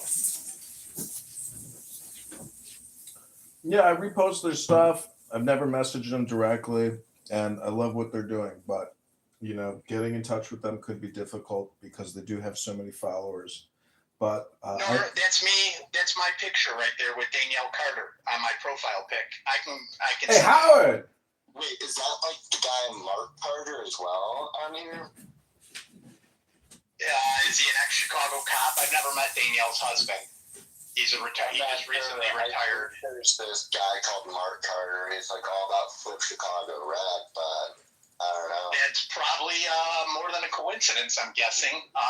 Danielle's going to be running for mayor. I really want these people to also speak with Reverend Dumaswamy because these people believe a ton of this insane shit on the internet where they're being like told all this bullshit by Black Hebrew Israelites and other people. So I don't really know what to do about any of that at this point. We just gotta stick our hands out and bridge the gaps into communities that people told us are our enemies when they're really our friends. They're awesome. They're just looking for support as well, but they got out. They were fighting every one of those drag queen library lunches all over the place in Beverly, and I was shaming my friends. I go, how come you got Black people that you try to live far away from that are defending your kids in the public libraries? Shame on you. Yeah, I took out a state senator, Natalie Toro, I think her last name is, but she was going to drag story hour library sessions and promoting them and cutting cake with them. And, you know, she went from being a teacher to being a state senator because she's a pretty girl and she knew the right guy and she got appointed the position. She didn't even run. There is a real cronyism, but it's really Democrat industrial complex. Tony Preckwinkle and the budget of Cook County is absurd. I think it's like $8 billion, $9 billion annually. It's so much money. And these crooks have been in charge of it for 20, 30 years. And it's going to get flipped. It's only going to take a feather to do it.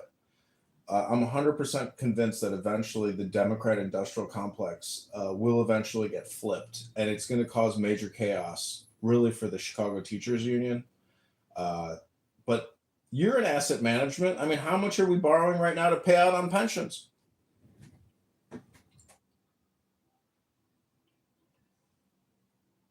I'm not even sure, honestly, because it's been such a... They played so many games with the debt and kicking the can over. I mean, I just read about an $11 billion shortcoming from police and fire, if I read it correctly, with a $300 million payment that they're not able to make. That's just two unions.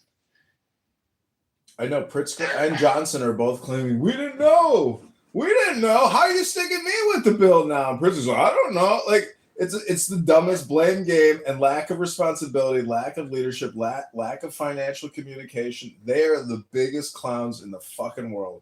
Well, nobody also goes one level deeper on the economic interest. You know how everyone has to disclose their investments? Pritzker just labels the name of the fund he's in. It doesn't name the assets that are in the fund. And I guarantee you, if they have to disclose the assets, there's going to be a ton of conflicts of interest. You know, what's in BlackRock SPV 14?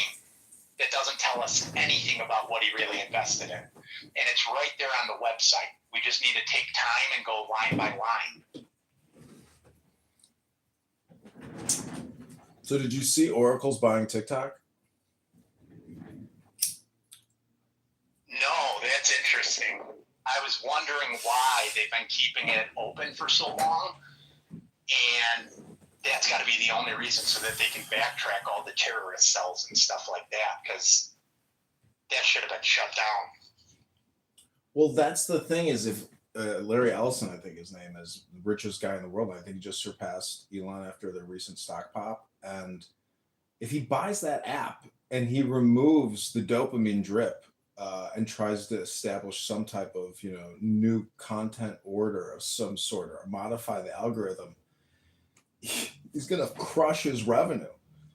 And you can't really call that patriotic, in my opinion. I mean, to allow the most toxic people in the world to publish there and censor other individuals who put up anything about the vaccine. I mean, what kind of censorship is going to be taking place at the new TikTok?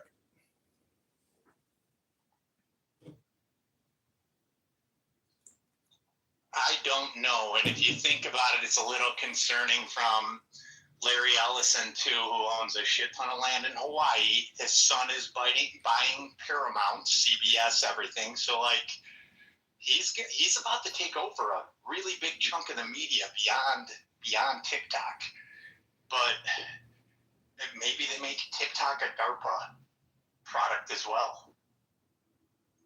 I think that they're spending way too much money on content, and I think it's going to backfire because look at this platform, look at Clubhouse, look at YouTube. YouTube's doing $50 billion a year in revenue now. I used to work there, and I would audit advertisements and where they were being placed with all their creators and trying to reduce, any kind of brand harm that might come as a result. And it was that month that they deplatformed Alex Jones. And when they fired me, they said, "Do you know why you were being terminated?" I said, "I have no idea why. I thought I was doing a great job." They said, "Did you look up Alex Jones at work?" I was like, "Holy shit, you guys are firing me for looking at Alex Jones on YouTube?" And then some girl with a BLM t-shirt walked me out and waved me goodbye. I was like, is this reality right now? I was like, I can't believe what's just happened. So anyways, the boogeyman is real. And in my opinion, it's the liberal mind virus, and it's permeated everywhere. And there's over 60 million Americans completely brainwashed by it. Oh, yeah. And all throw the mental health pills and SSRIs on top of the brainwashing. Because I don't even know what the numbers are. I bet you were at 1 out of every 5, maybe 1 out of every 3 people are on some sort of a mental health pill.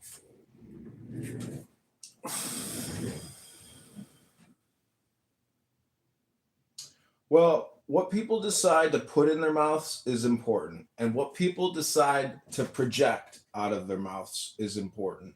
And recognizing intelligence and quality public speaking is essential in determining your elected public official. And I've run for junior class president, I've run for Chicago committee person, and now I am running for Congress.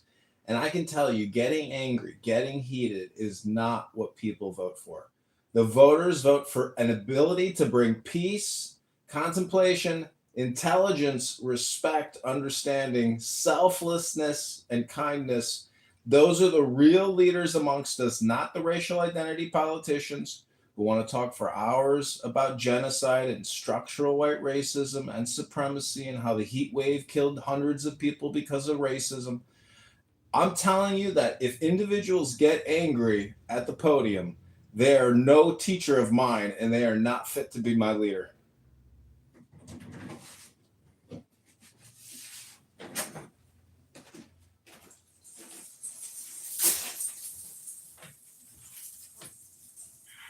Yeah, you're spot on. I mean, think about the Bill Clinton re-election. Everyone just felt at ease during that era. He wasn't a good president, but they felt at ease.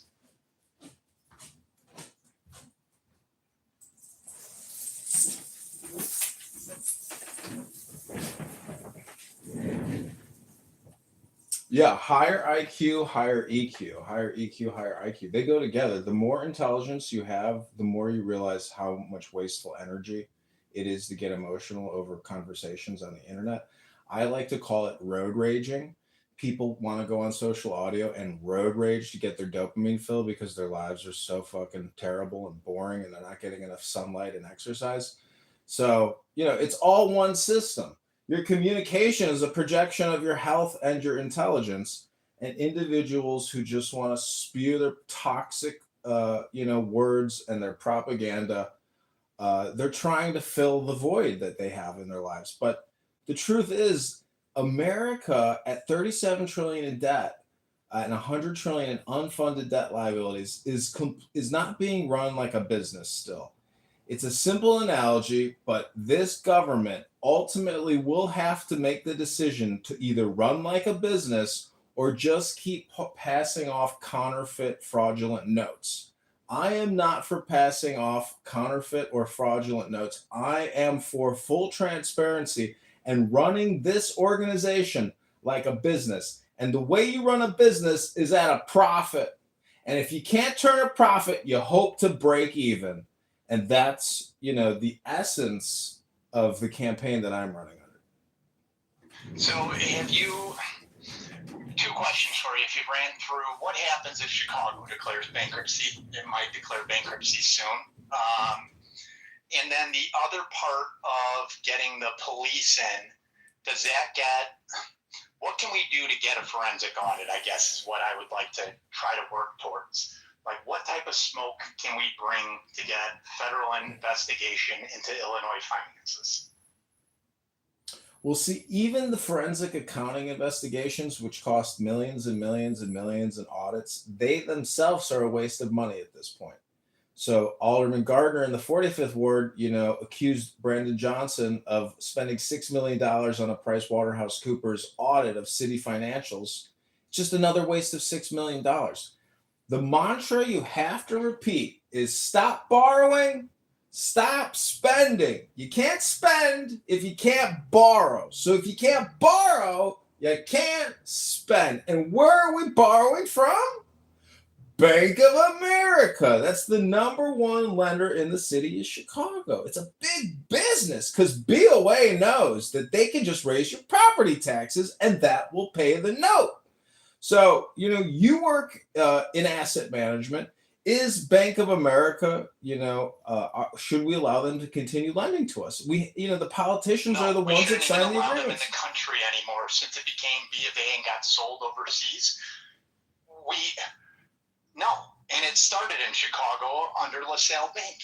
And there's a big family, the Nines family or Steins family, that still have their hooks into the whole city, and no one knows who they are. No, Bank of America should not be allowed to transact anymore. JP Morgan should not be allowed to transact anymore. These people are allowed to commit crimes. They get charged $100 million fine, but they made a $3 billion profit. I would take that layup every day. I was in the Army with Ivan Samstein, who is now the chief financial officer at University of Chicago, and he's a mortgage bond underwriter and a bond trader, and it's just a big business. And the point is, the property taxes are only going up, and people are being. Hang on. That is very interesting. I did not know that about the CFO of University of Chicago, which is ran by the Pritzkers. And they've been doing a lot of money laundering through mortgage-backed securities in mixed-use multifamily developments. They're basically doing a genocide to the black people of Inglewood, Kenwood, and everything like that as they expand the University of Chicago's landscaping. There might be some stuff to look in there. If you could message me that name, or I'll remember to look up the CFO guy. That could be a string I could tug on. Well, no one's going to vote for a politician who's trying to stop individuals who are voting for accomplices. So I know a lot of people tied into the Pritzkers, and their web of despair goes everywhere because they have that much stinking money. And their name is littered all over this city. And I think that, change is coming. No one likes Brandon Johnson. There is no effing way he can win a second election in the city of Chicago. People hate him that much. And people can waste their money on all kinds of polls on simple questions. The Sun Times asked 1,000 people, do you support Brandon Johnson raising property taxes? 10%, 1% said, yes, we support raising taxes on ourselves. It's the dumbest people asking the dumbest questions. There's no intelligence. And sooner or later, massive change will have to come because it's total bankruptcy. So you can't continue spending and borrowing more in bankruptcy. It's a consolidation effort to keep what's left or what's viable. So future congressional leaders, not only are they going to be legislators, they will be debt. They will have to be debt negotiation specialists on behalf of the U.S. people, because we, the people, will face bankruptcy negotiations, and your legislators, your Congress people, your senators, who technically should all be lawyers, which they're not, in the same way that judges are also not all lawyers, as we've recently seen come out in the media. And here in Cook County, you don't have to be a lawyer to run for county judge. And it's all about petition harvesting and gathering signatures. And it's a Democrat industrial political complex. People murder people, get out of jail the same day, no cash bail, go back and murder their wives, murder their lovers. We live in a cashless, bondless society where Democrats are unleashing murderous, terrorist criminals back into the society instead of housing them in jails. What are we paying all this money for the jails for? Because the same families that own the jails also own the criminal ankle monitoring services. Straight up. So they're making money on both ends, and they also own the largest female halfway house business in the country.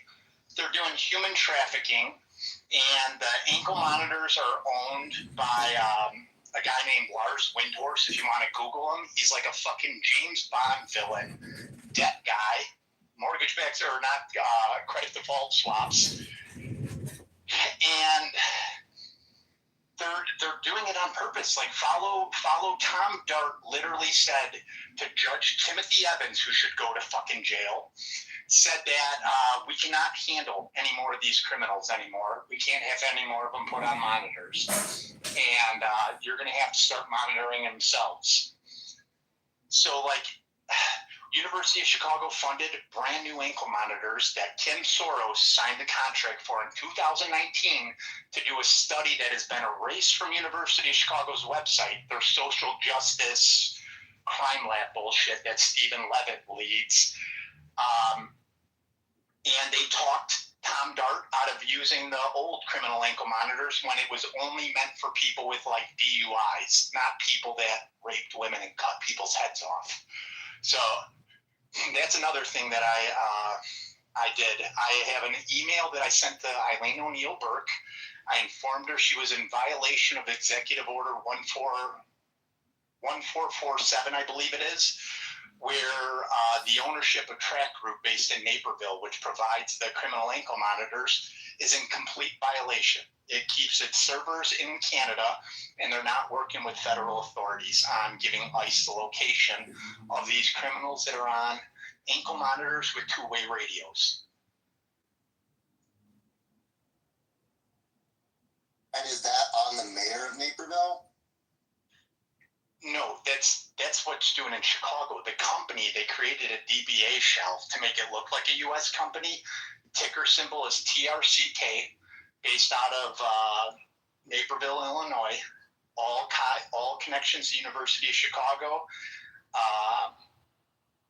And it's just the whole ownership stake. The whole ownership stake is questionable. There's also this Conrent investment company that could disclose who actually owns it. So if you're a judge or a politician, you could buy into an ETF that owns shares in the criminal ankle monitoring companies, and you can get kickbacks by just buying stocks. Does that make sense, or did I jump the shark too quick? No, that makes sense. I was just double checking, just because, like, if there is something the mayor of Naperville can do to help anything here, honestly, I would just look at how to reach out at this point, because I feel like the mayor doesn't do anything according to like these problems that we talk about on Spaces half the time. Is the mayor of Naperville woke too? Because I know with Bolingbrook, what they did was they knocked down Cabrini Green, they knocked down the Robert Taylor homes, and moved a bunch of people into multifamily housing to convert Will County or whatever the western suburbs to being Democratic.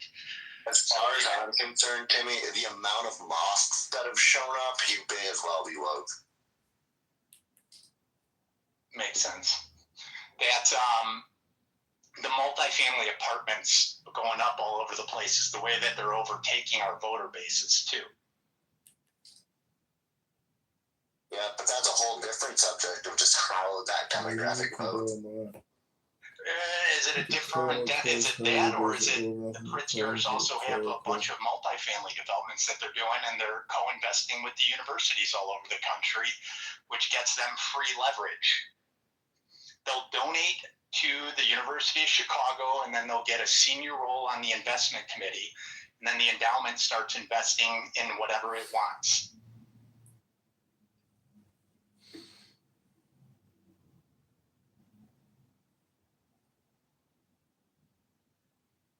At the end of the day, I was trying to reach out, like, just recently to my politicians because I feel like my community is my most important thing to me, and I don't think they do anything in comparison to what they used to when I was younger. And it feels every time they have these little events in my town, it's all just completely locked up and everything, and it's very weird. I don't know how to make it better, though. It's communist. We need them out. They're doing that on purpose. They don't want people with critical thinking in attendance at anything. I mean, just think about the way the Democrat National Convention went in Chicago. They made it so hard to get in there. No one even knew where to go or anything like that at all. They wanted only a curated audience. Or look at the Chicago Teachers Union. Have you ever seen Stacey Davis Gates do a real interview?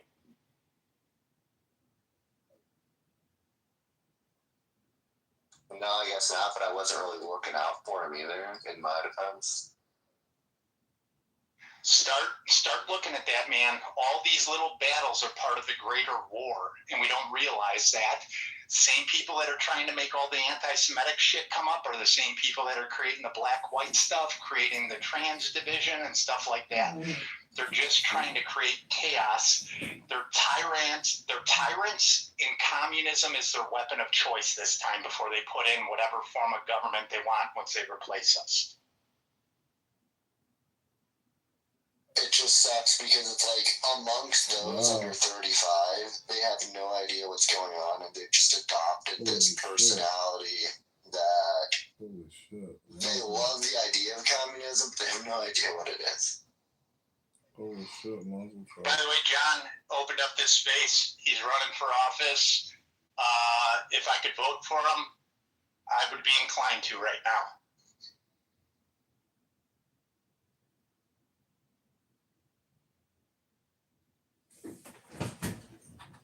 Yeah, it would be really good to hear his voice more and to be able to reach more people. And Timmy, with you saying that about him, that goes way beyond anything I could do. I just saw his face. I did too, and that's where we got to be a little bit more strategic, because the only reason why I saw the space, even though the guy lives in my backyard, was because you sent it to me. So even the retweets and reposts help each other on stuff. Yeah, and it sucks because, like, my profile is private, but as soon as, like, Stealth opens up her space, I'm 100% just joining and then go send invites to this guy, and hopefully he joins.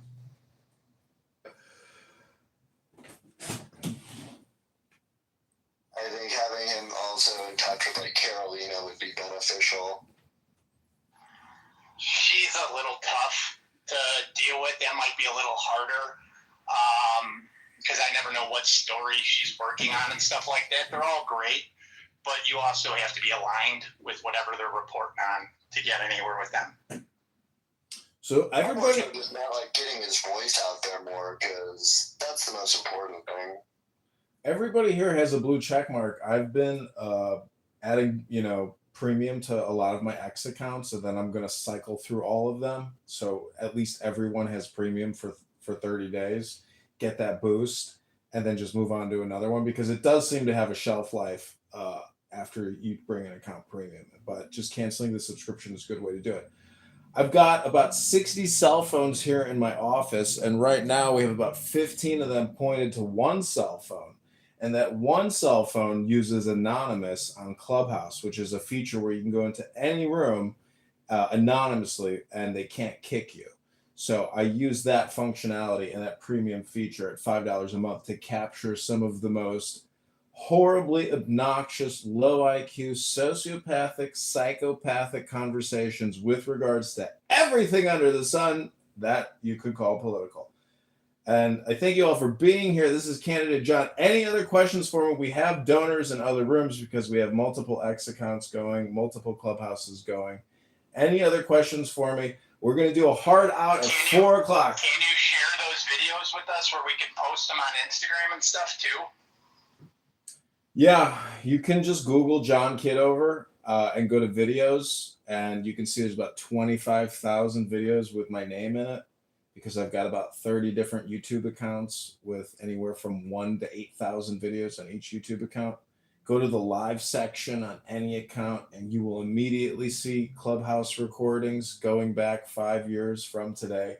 Like an insane, obsessively compulsive individual, I have sat here and recorded and listened to, but also I've walked away, because I set it and I forget it. I'll leave it at 10 p.m. and come back at 8 a.m. the next day, and they're still talking all through the night. One thing, I saw your account. I was shocked by the scale of what you have going on. Like, just the massive amount of accounts and what you've put together is so interesting to look at. It is, because it's totally random. You can't really categorize it. All the playlists are just Candidate Congressman John Kitover, but really it's real clown house conversations with people completely just openly talking about everything under the sun, with no restrictions on what they're saying or how they're feeling. And it is completely ineffective and toxic communication. I would call it brain rot. And, I don't think this is like literally getting in a van with a hidden camera and recording people having conversations on the street. It's no different than essentially that movie Conversation with Gene Hackman, where he puts a bug underneath a park bench and he's listening to people have conversations about whatever kind of gossip or drama they're doing. So it's a huge sociological, psychological, observational study that I've conducted. I'm submitting this to Harvard in the philosophy and psychology department as part of a senior PhD thesis paper that I'm about to present. Wish me well, because after August of next year, I will become a doctor. That's correct, a doctor of philosophy from Harvard University. So you won't be like Dr. Joe Biden. I'm kidding. Poking, that sounds like a real study. I got one question for you on, are you familiar with Illinois State Senate Bill 2254?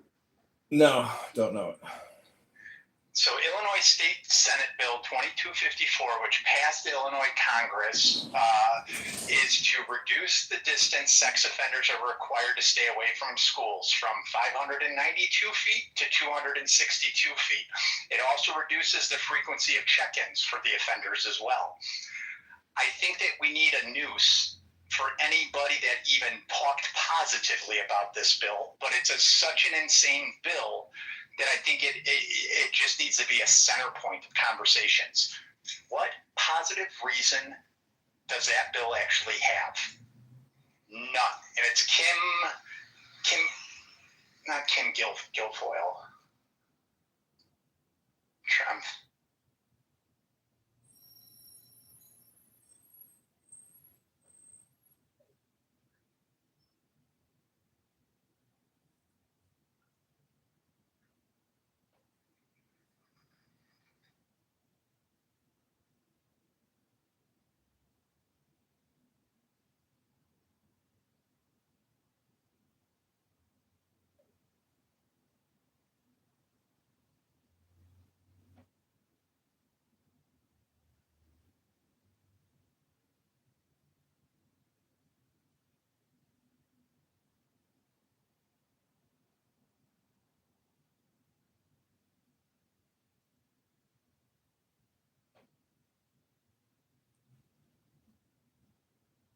I just posted the bill in the pill also if anyone wants to see it.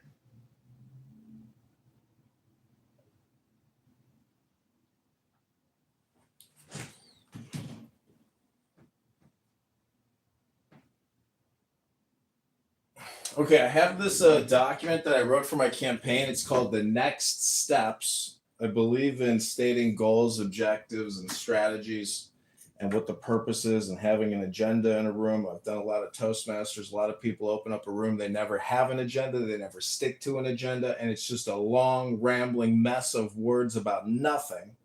But these are the next steps for the political campaign that I'm running against Aaron LaHood. Hope you enjoy this. It's about 60 seconds, maybe 2 minutes. Here we go. Democracy daughters, ferocious fascism, cackling communism, equally frauds cavort crazily all over X and YouTube and Instagram and TikTok. They are hemming us in. They are abortive births of the child, the new world of X. Liberty stirs once more in the womb of time.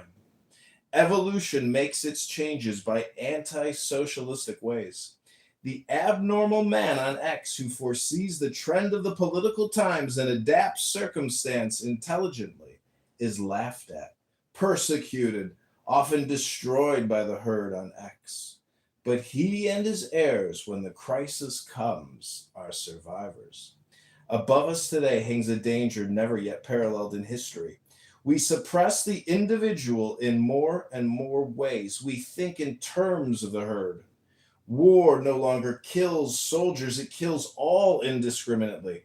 Every new measure of the most democratic and autocratic governments is communistic in essence. It is always restriction. We are all treated as imbecile children. DORA, the Shops Acts, the motoring laws, Sunday suffocation, the censorship on X, on YouTube, on Instagram, on television. They won't trust us to cross the roads at will. Fascism is like communism and dishonest into the bargain. The dictators suppress all art, literature, theater, music, news that does not meet their requirements. Yet the world only moves by the light of genius. The herd will be destroyed in mass. The establishment of the candidacy for candidate Congressman John Kitover is the only way to preserve liberty individually and to assure the future of the race. In the words of the famous paradox of the Comte de Phoenix, the absolute rule of the state shall be a function of the absolute liberty of each individual will. All men and women in the 16th District of Illinois are invited to cooperate with candidate Congressman John Kitover in this great work. Thank you for listening to that speech. Go to johnforcongress.com.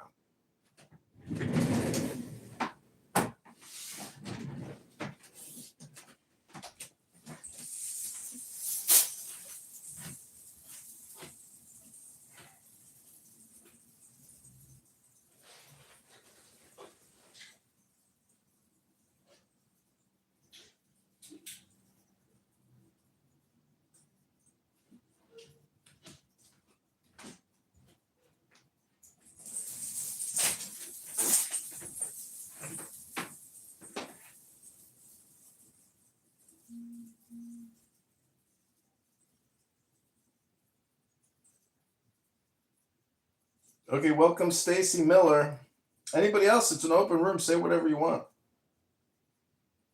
Hi, thanks for having me. Good Shabbos. Good Shabbos. Good Shabbos to everyone who celebrates. Timmy, I was wondering, why would anyone introduce a bill to lessen the distance of a child predator from a school? Do you know who this person is?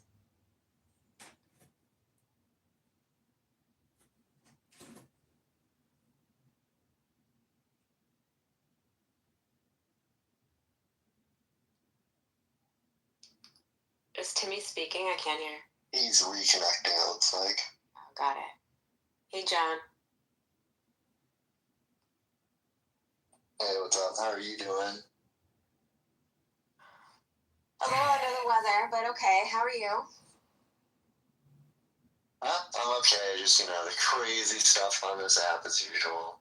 Yeah, it's been crazy the last 24 hours, right?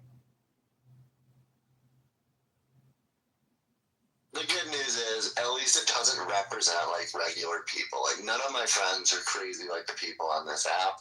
And I really look forward to whoever was saying it in, I don't know, more and more people talking about putting your country on your X account, because it's crazy listening to all these people from other countries talk about America. I totally agree, and Instagram does it. I mean, it's not listed on the profile, but if you go to someone's profile and there's an about this account option, and it will show where the account is based. If Instagram can do it, Twitter can do it. You can do it. The problem is you have to do it in a way that can't just be subverted by a VPN. I do think Timmy's trying to come back up now.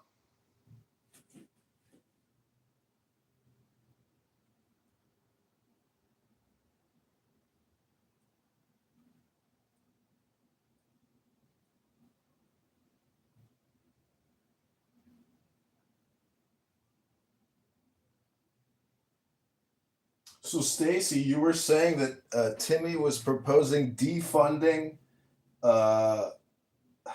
as you put it, child predators from making access for the school. What was your point, Stacy? No. Timmy was saying that this woman, what is her name? Kimberly Lightford, a Illinois senator. I don't know, is that state senator?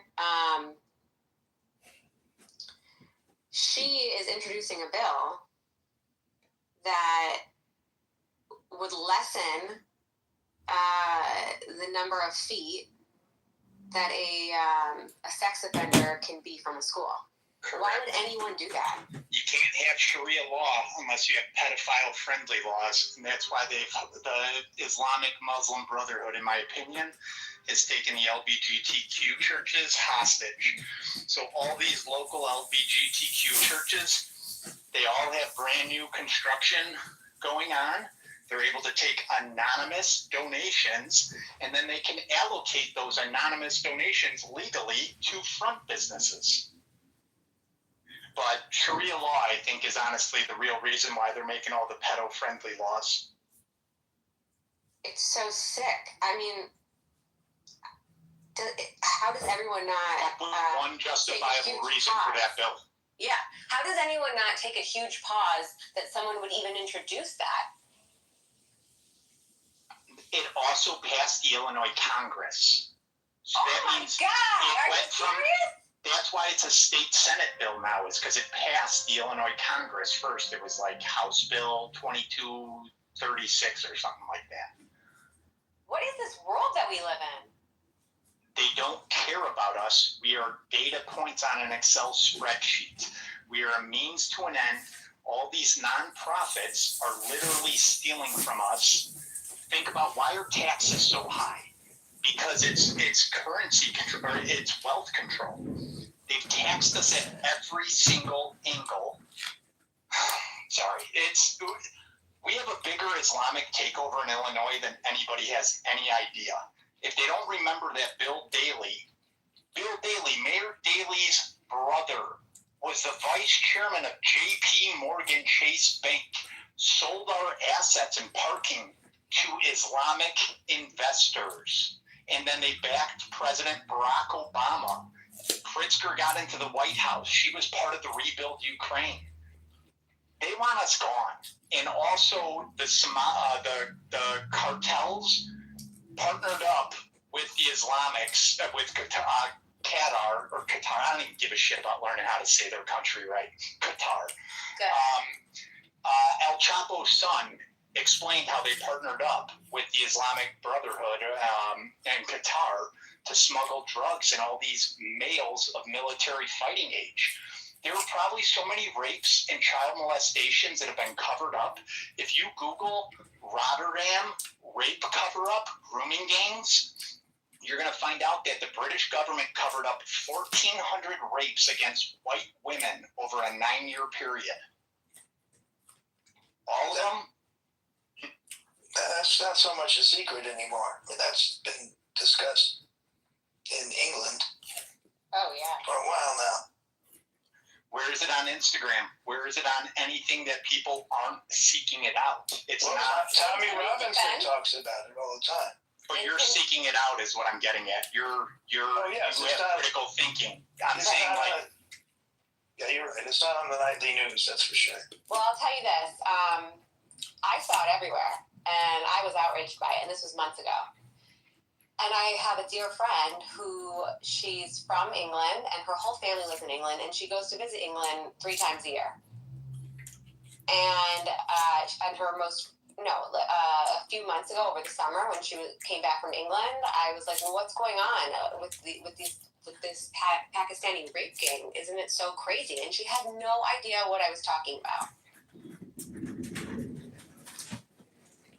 100%. You're 100%. I was having a conversation with my neighbor even, who's from London, and she had no clue about the Keir Starmer trying to sell them back under control. They have no clue about all the stuff that's going on in Ireland right now, too, where they have the Palestinian invasion, and these Muslims are trying to convince them that Ireland is not a Catholic country, that it was settled. St. Patrick's isn't from Ireland. He actually traveled there. Ireland is a constitutionally Catholic country, and the kids are getting brainwashed into it.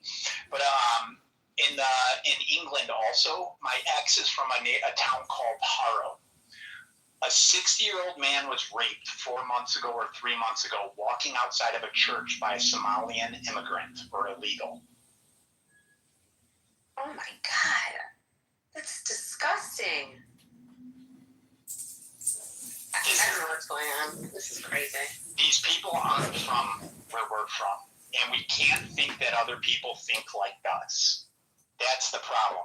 And we have a lot of bad actors. And the other thing is, think about how much people will ruin a person's life now and not even give it a second thought. Like they cut bait because they're a part of a cult. And that's what it is a cult. Throw on top of that mental health medications, the SSRIs. I don't know if any of you saw any of the kids looking like dope fiends during the Adderall, Vyvanse shortages. How were there pharmaceutical shortages? How were there laws that were always so friendly to pharmaceutical companies that just conveniently created shortages so that you had fiends? I know. I don't understand that. Why did they create the shortages? If you've ever gone off a withdrawal, it's pretty gnarly. And then you start thinking, I am ADD. I am this. I am that. They're playing with people's brains, and there is no science behind these medications that they're on. So that's part of why I think that we're not getting any headway with that. If you guys want to follow my Instagram that I posted in there, I'm calling people out. I'm going, hey, you're a nurse. Why do you mix SSRIs I have an and X alcohol? account going. It's the most successful X room I've ever created. Oh, nice. Is that what you're streaming? And I'm sorry, I'm jumping all over the place on you guys. No, that's okay. There's just a lot. It's John Kitover, To IL-16. even wrap your brain around all of it. And it's hard to talk about it sometimes because people then just kind of call you racist because they don't know anything about any of this I stuff. can pin it. Right. Well, just tell them you're the racist. So I just wanted to know, so this candidate, John, you're in Rockford, Illinois? Correct. I'm running in the 16th district, Rockford, Peoria, Bloomington, Normal. Okay. And so you're running for congressman in the, I don't know what Illinois has. Is it assembly or are you running for U.S. Congress? U.S. Congress in the 16th district against Aaron LaHood, Republican. Okay. I'm in New York, but I grew up in Illinois, so when I was there, the original Mayor Daley was the mayor when I left. That was a while back. It was a different town.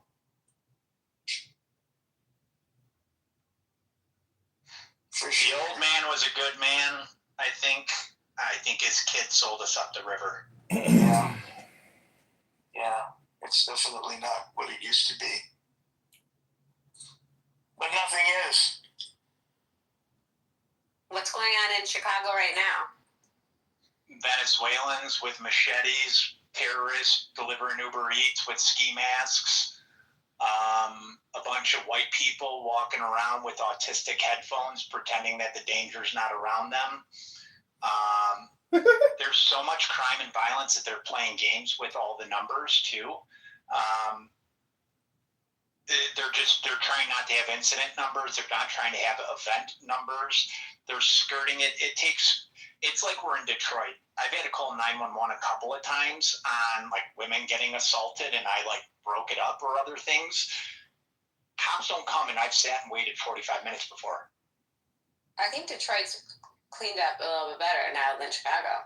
Yes, but what I'm referencing is there was like some sort of a record where it was like 68 minutes was the typical 911 response time in Detroit because it was so bad. Oh, I see. Yeah.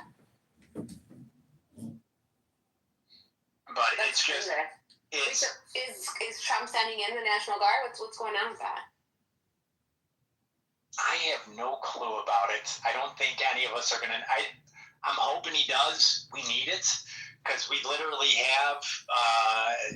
We call them the YNs here. You can Google what YN is. I've got no qualms saying it, but I don't want to turn any of you off. They were out with like automatic guns outside of the police station, like peacocking in front of the police station, clacking guns standing on the top of their cars. And I mean, they glorified and call them switches at this point, right? Yeah, and even like wait, sorry, what's a YN? Google it. Okay.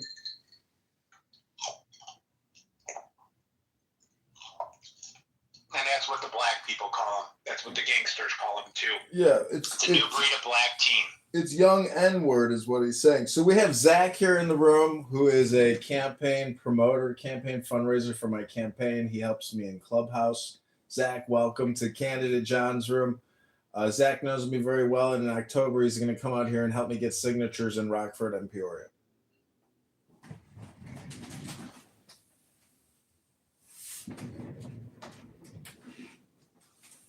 Good luck to you, John.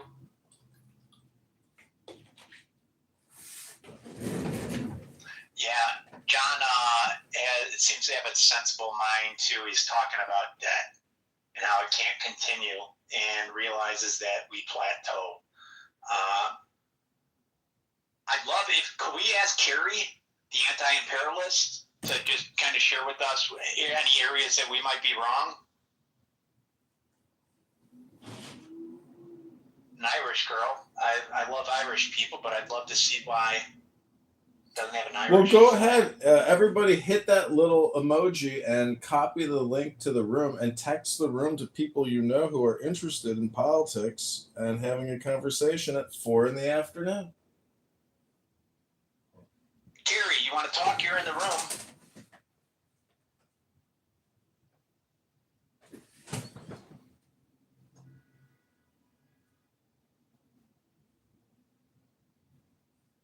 Yeah, Carrie, come up. Tell us why you like communism. No judgment either. We'd love to learn. No one's ever actually taken the time to tell us. We just hear you're a racist, you're a fascist, or other things like that. But I personally, I apologize, guys, if I'm speaking for the room. I'd give you the floor, and I'd love to hear why I'm wrong.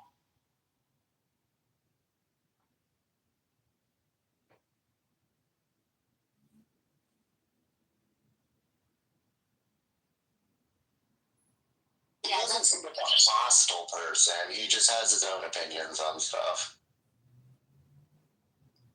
Do you know him or her?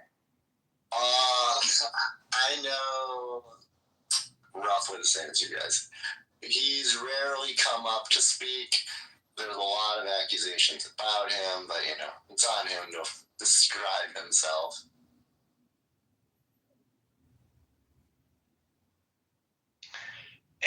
citizen of the world, so I'd give you your opinion.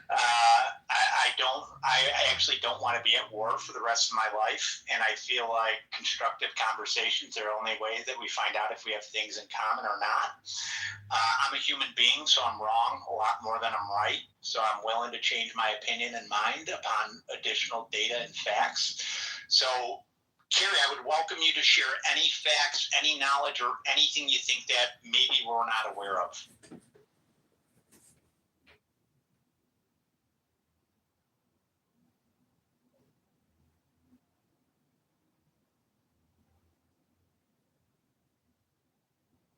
You got to request to speak, Carrie, if you're going to speak.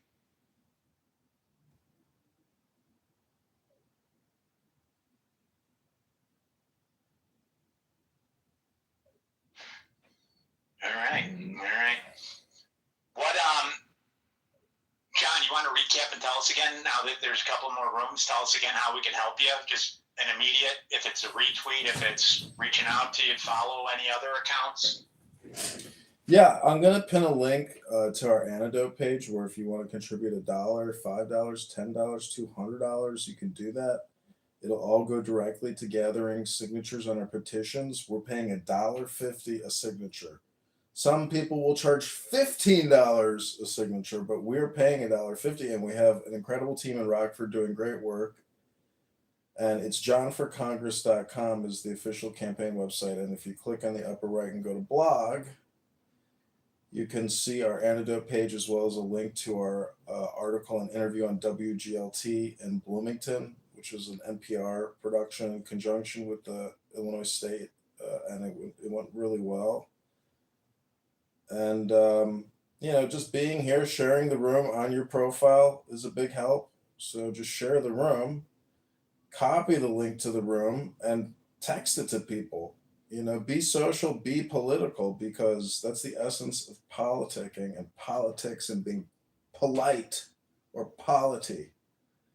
So I hope you guys all have a great weekend. And I'm trying to figure out how to pin something. I've never really ever had to pin anything in this room. I don't know why I can't do it.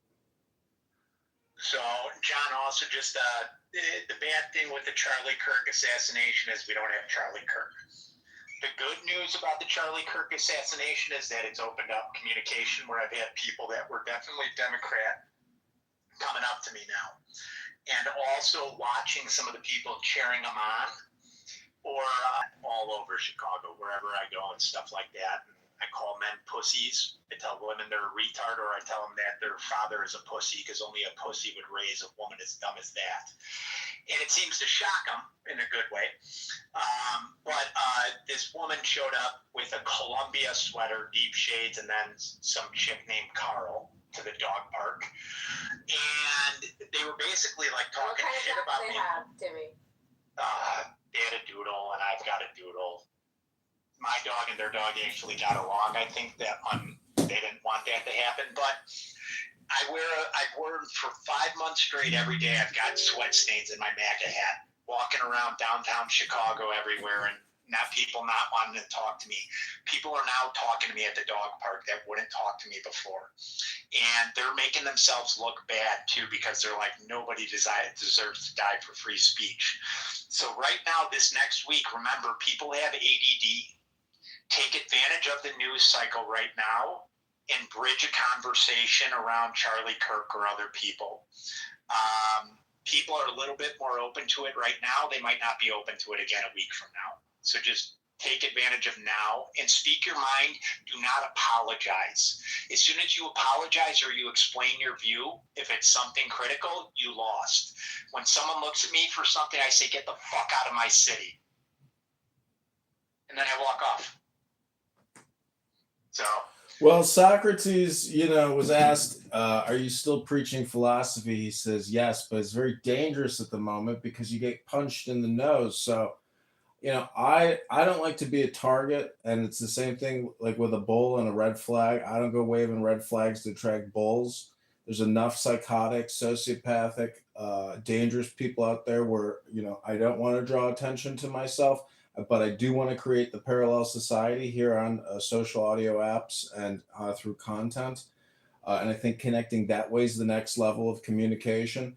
And really, it's doing it in the privacy of your own home through your cell phone. So, connect with everybody in this room, click on everybody's profile, follow each other, and let's communicate in peace, stillness, and joy. I hope everybody has a great weekend. Thanks for being here.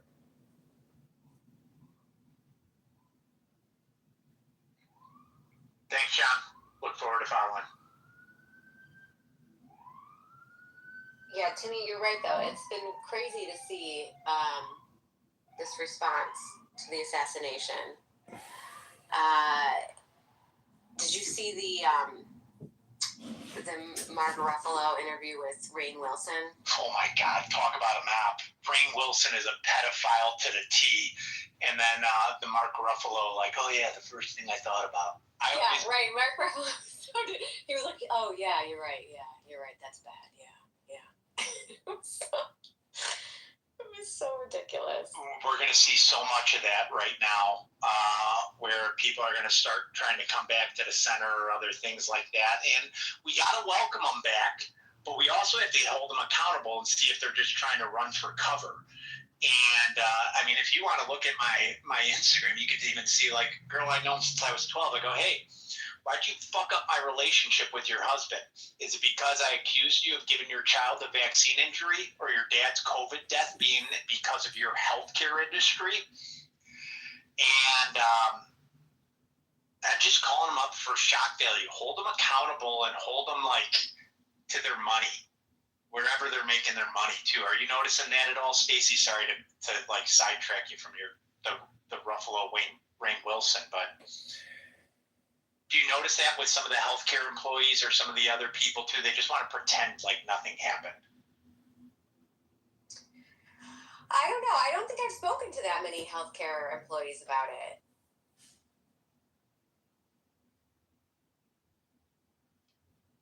Anyone else? I'm interested in John's platform. Number one, like, what's he running for? And how do we? I guess he's running for Congress right now. Number one, how do we clean up Washington D.C.? And then number two, kind of tangentially to that, but also kind of related, because we're all Illinois residents, and I understand, if he's running for the U.S. House, this isn't necessarily his first, issue, but is Illinois fixable? Like, we've got all this pension debt. We have a screwed up, Illinois political system between, the mayor of Chicago and the governor. How do we fix it? What's your plan? Okay, so let me address the first part of the issue, which is Congress and the Senate. And just in the same way that police officers have body cams, we need more Congress people with body cams exposing the corruption in Washington, D.C. And that's exactly what I'm going to give you. It's exactly what I've been doing. I'm well set up to do it. I'm going to align with Thomas Massey, and we will hopefully form some type of new independent liberty caucus, but really we'll just call it the Robert or Thomas Massey party. Then the second part of the state of Illinois is, I told everybody just about an hour ago or 30 minutes ago that all future legislators or Congress people or senators are essentially debt negotiators. So I do think all of our situations can be resolved peacefully with the banks, with the lenders, and hopefully if we get into Congress, we can lower our personal and public debts. And my campaign mantra is, repeat it after me, everybody. Stop borrowing. Stop spending. I got too excited. Sorry, John. I mean, the thing is that we have fiat currency, so the federal government doesn't have to default, right? I mean, obviously we have to stop spending. I agree with you. But like, our debt is money that we have to print later. I guess that's one big picture thing. The other thing, I guess, is I think it's like you got two choices here, right? Like one is to kind of work with Mike Johnson or work with House leadership, and the other is to kind of I guess try to give your constituents more access to the Washington D.C. system. Does it, like, one idea that I've had, like a big picture idea, is does it make sense to have like regular people from your district, maybe chosen at random, who have the time, wander out to Washington D.C. for 3 to 6 months or so, and sort of wander back, and so that way, yes, you have to. Yes, there's safety in numbers in Washington, D.C., but I think it also makes sense. Okay, 10 more seconds. 10 more seconds. Okay. It makes sense to have people from your home district out there for you to be able to talk to, and for MTG and for Thomas Massey to have the same thing.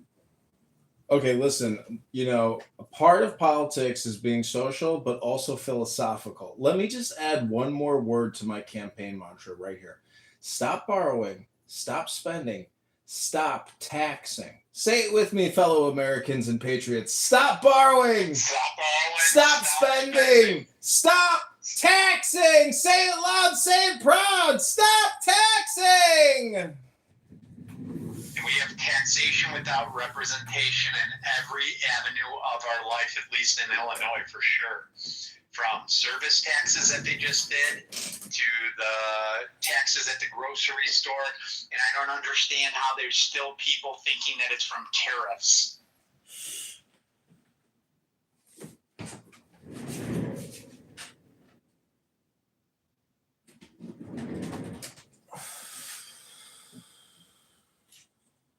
The people here will always look for any reason to blame Trump, though, unfortunately. Can you guys hear me? Yeah. Oh, that's amazing.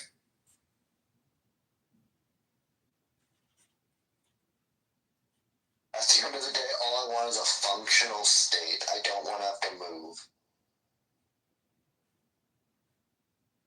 Start shaming every parent that can't name 3 school board members. Sorry, Stacy. Oh no, you go, Timmy. No, I'm done. I just said shame every parent that can't name 3 school board members, because they can surely name everything on sale at Costco. Oh, that is a good point. My question was, is it all of Illinois? Or most of Illinois? I don't know much about Illinois. Illinois is an interesting one because we have the machine and we have the state, but we have 2 states kind of, because Chicago's so corrupt it depletes a ton of the resources from the rest of the state, which majority I think are actually Republican, and even in the city, a lot of cops and firemen and other city workers are de facto Democrats because we have to register to vote in the primaries. And you're not going to move up the chain politically if you're not a Democrat. I thought my dad was a Democrat until I turned like 35 and then had a real man conversation with him. He's like, no, I've been a Republican since the fucking day I was born.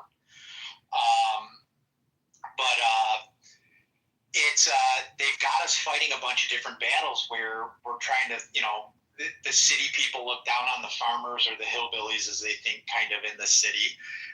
The western suburb people think that they've geographically protected themselves from the dangers of the city, and they just take the train in for work. We had Tank Johnson years ago, Chicago Bears defensive end that had troubles, and they found like tons of guns and dogs and other things in this, rich community called Lake Forest. And my dad was so excited. He's like, finally, those fuckers get something in their neighborhood. We have the people that are pulling the purse strings live far away in the suburbs, and they control the influence through the institutions in Chicago, the schools, the endowments, the museums, all the charities through donations. So they don't have to live in Chicago, but they can control Chicago politics through donations. That's terrible.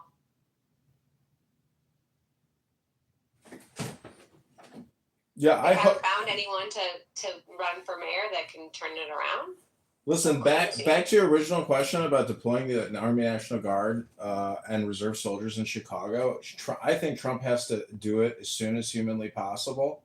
and do a show of force to Mayor Brandon Johnson in Pritzker and escort Brandon Johnson up to his office every day so he can start doing his fucking job instead of complaining and crying and screaming on camera and microphone all day long. He should be a leader. He should be with the police. He should be a crime fighter, crime solver, and a forensic accountant, but he's not. He's a broke ass history professor who's nothing but a communist, socialist, racial identitarian, and he's looking to tax the citizens of Chicago tens of billions of dollars in increased property taxes, along with Tony Parkwinkle. These people make our lives miserable. They solve nothing, and all they do is throw stones all day, every day. They're a bunch of charlatans, frauds, criminals, scammers, and fraud artists. That's exactly what they are. God, that was the other name I totally forgot. I reported her for potential mortgage fraud a week ago too with Stacey Davis Gates, Tony Preckwinkle, because she has 5 houses, each with a different relative. Wow. How do the police put up with the mayor in Chicago? They're demoralized. It started with this thing called COPA, which was the police policing themselves, and they forced out all. My dad's a retired Chicago cop. They forced out all the non-yes men, basically. And right now, I really think that they want to bankrupt the pension fund and bring in the Muslim Brotherhood to replace them, just like they're doing in New York right now. I think they're purposely trying to bankrupt it. A lot of the cops, the good cops, were also forced off if they didn't get the vaccine, or some of them saw. They're like, I'm better off taking an early pension than getting fired and losing it all, because that happened to a lot of people. People are just scared right now, honestly. The cops are being lambs sent out to the slaughter. One of my dad's friends lost his eye about 3 years ago at the statue of Columbus, the Columbus statue protest. They threw literally a fucking M80 in a beer bottle with gasoline. Like, they were throwing shit like that at the police, and Mayor Lightfoot told them, do not react. They knew Antifa was in those audiences. They don't care. And the problem is that these cops are locked in with equity into their homes, because remember, they raised home prices like no other. And they've got a bunch of equity, they think, in their house, which is a source of wealth, or they have a pension that they plan on living on. They don't want to rock the boat because they've got kids. And they've got a lot of good cops that are scared shitless, and then they've got a ton of cops that can't back them up. There are cops that are not physically strong enough to handle any of this stuff. And then the demoralization that you put on top of it. Why am I going to arrest a kid that I'm going to see back out in the street in 2 hours and might be able to blow my brains out?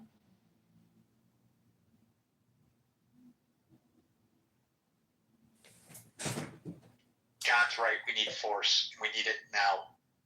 Yeah, people on the South Side are asking for it. You're in the Chicago Flip Red movement, and you interview a lot of people, and they say, "Yeah, I think we need the National Guard out here because it's too dangerous to even live out here." And you're trapped in your house, and but basically, they need to do patrols and engage in street battles if need be. There's too many armed criminal gangs. Chicago's always been a gang town from Al Capone, but now it's insane. The city was safer under Al Capone, so. The culture is completely brain rotted out, and you have young, violent criminal thugs with fully automatic weapons roaming the city. I mean, it's nothing new. I mean, I've been following the news for years. I've been listening to the Scanner and following everything that ex-publishers put out. I have footage from the 2020 Chicago BLM riots, and I have live feed from all around the country during that time. It was absolute pandemonium, chaos, anarchy. If you didn't have a firearm at that point, I bet you praying you did have a firearm at that point, because that's when you need your Second Amendment, when cities go to fucking chaos and the mind virus spreads and thousands of insane young radical violent people with guns decide to go loot and rob pharmacies and do whatever the fuck else they do. So I've got the footage. I've got the receipts. Also out of 2020, I have videos of Dr. Fauci on CNBC. There's so many videos from 2020 that I have sitting on this laptop because I use Bandicam, which is a screen recorder. And Facebook used to have all these live streams. They probably still do, But at the time, it was so interesting to capture the live stream footage from the internet with regards to the BLM summer riots and the COVID-19 lockdowns, as well as the invasion of the border. So we got triple slammed at that time, and I've got the receipts. But anyways, I hope you all have a good weekend. I hope this is a positive and upbeat room. Thanks for being here. This is my first successful X Space with more than one person to actually talk to. We do have a lot of people who have not yet spoken. So if you haven't spoken yet, now's your time to speak up.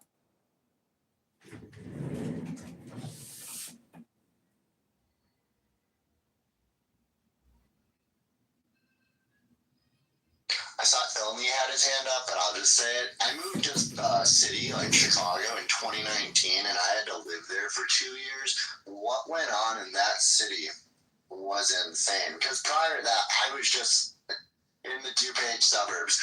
I was just a regular, suburb kid. And once I learned how crazy these people are, and talking to the regular people, they all want this. They want these raids, and there is no one I know in my real life who is actually upset about this, which is weird to see the internet reaction. I'm part of some of these Reddit groups on whatever, the Naperville, Elgin, Illinois, and people are just constantly complaining about these raids, and whether it's the ICE raids or the National Guard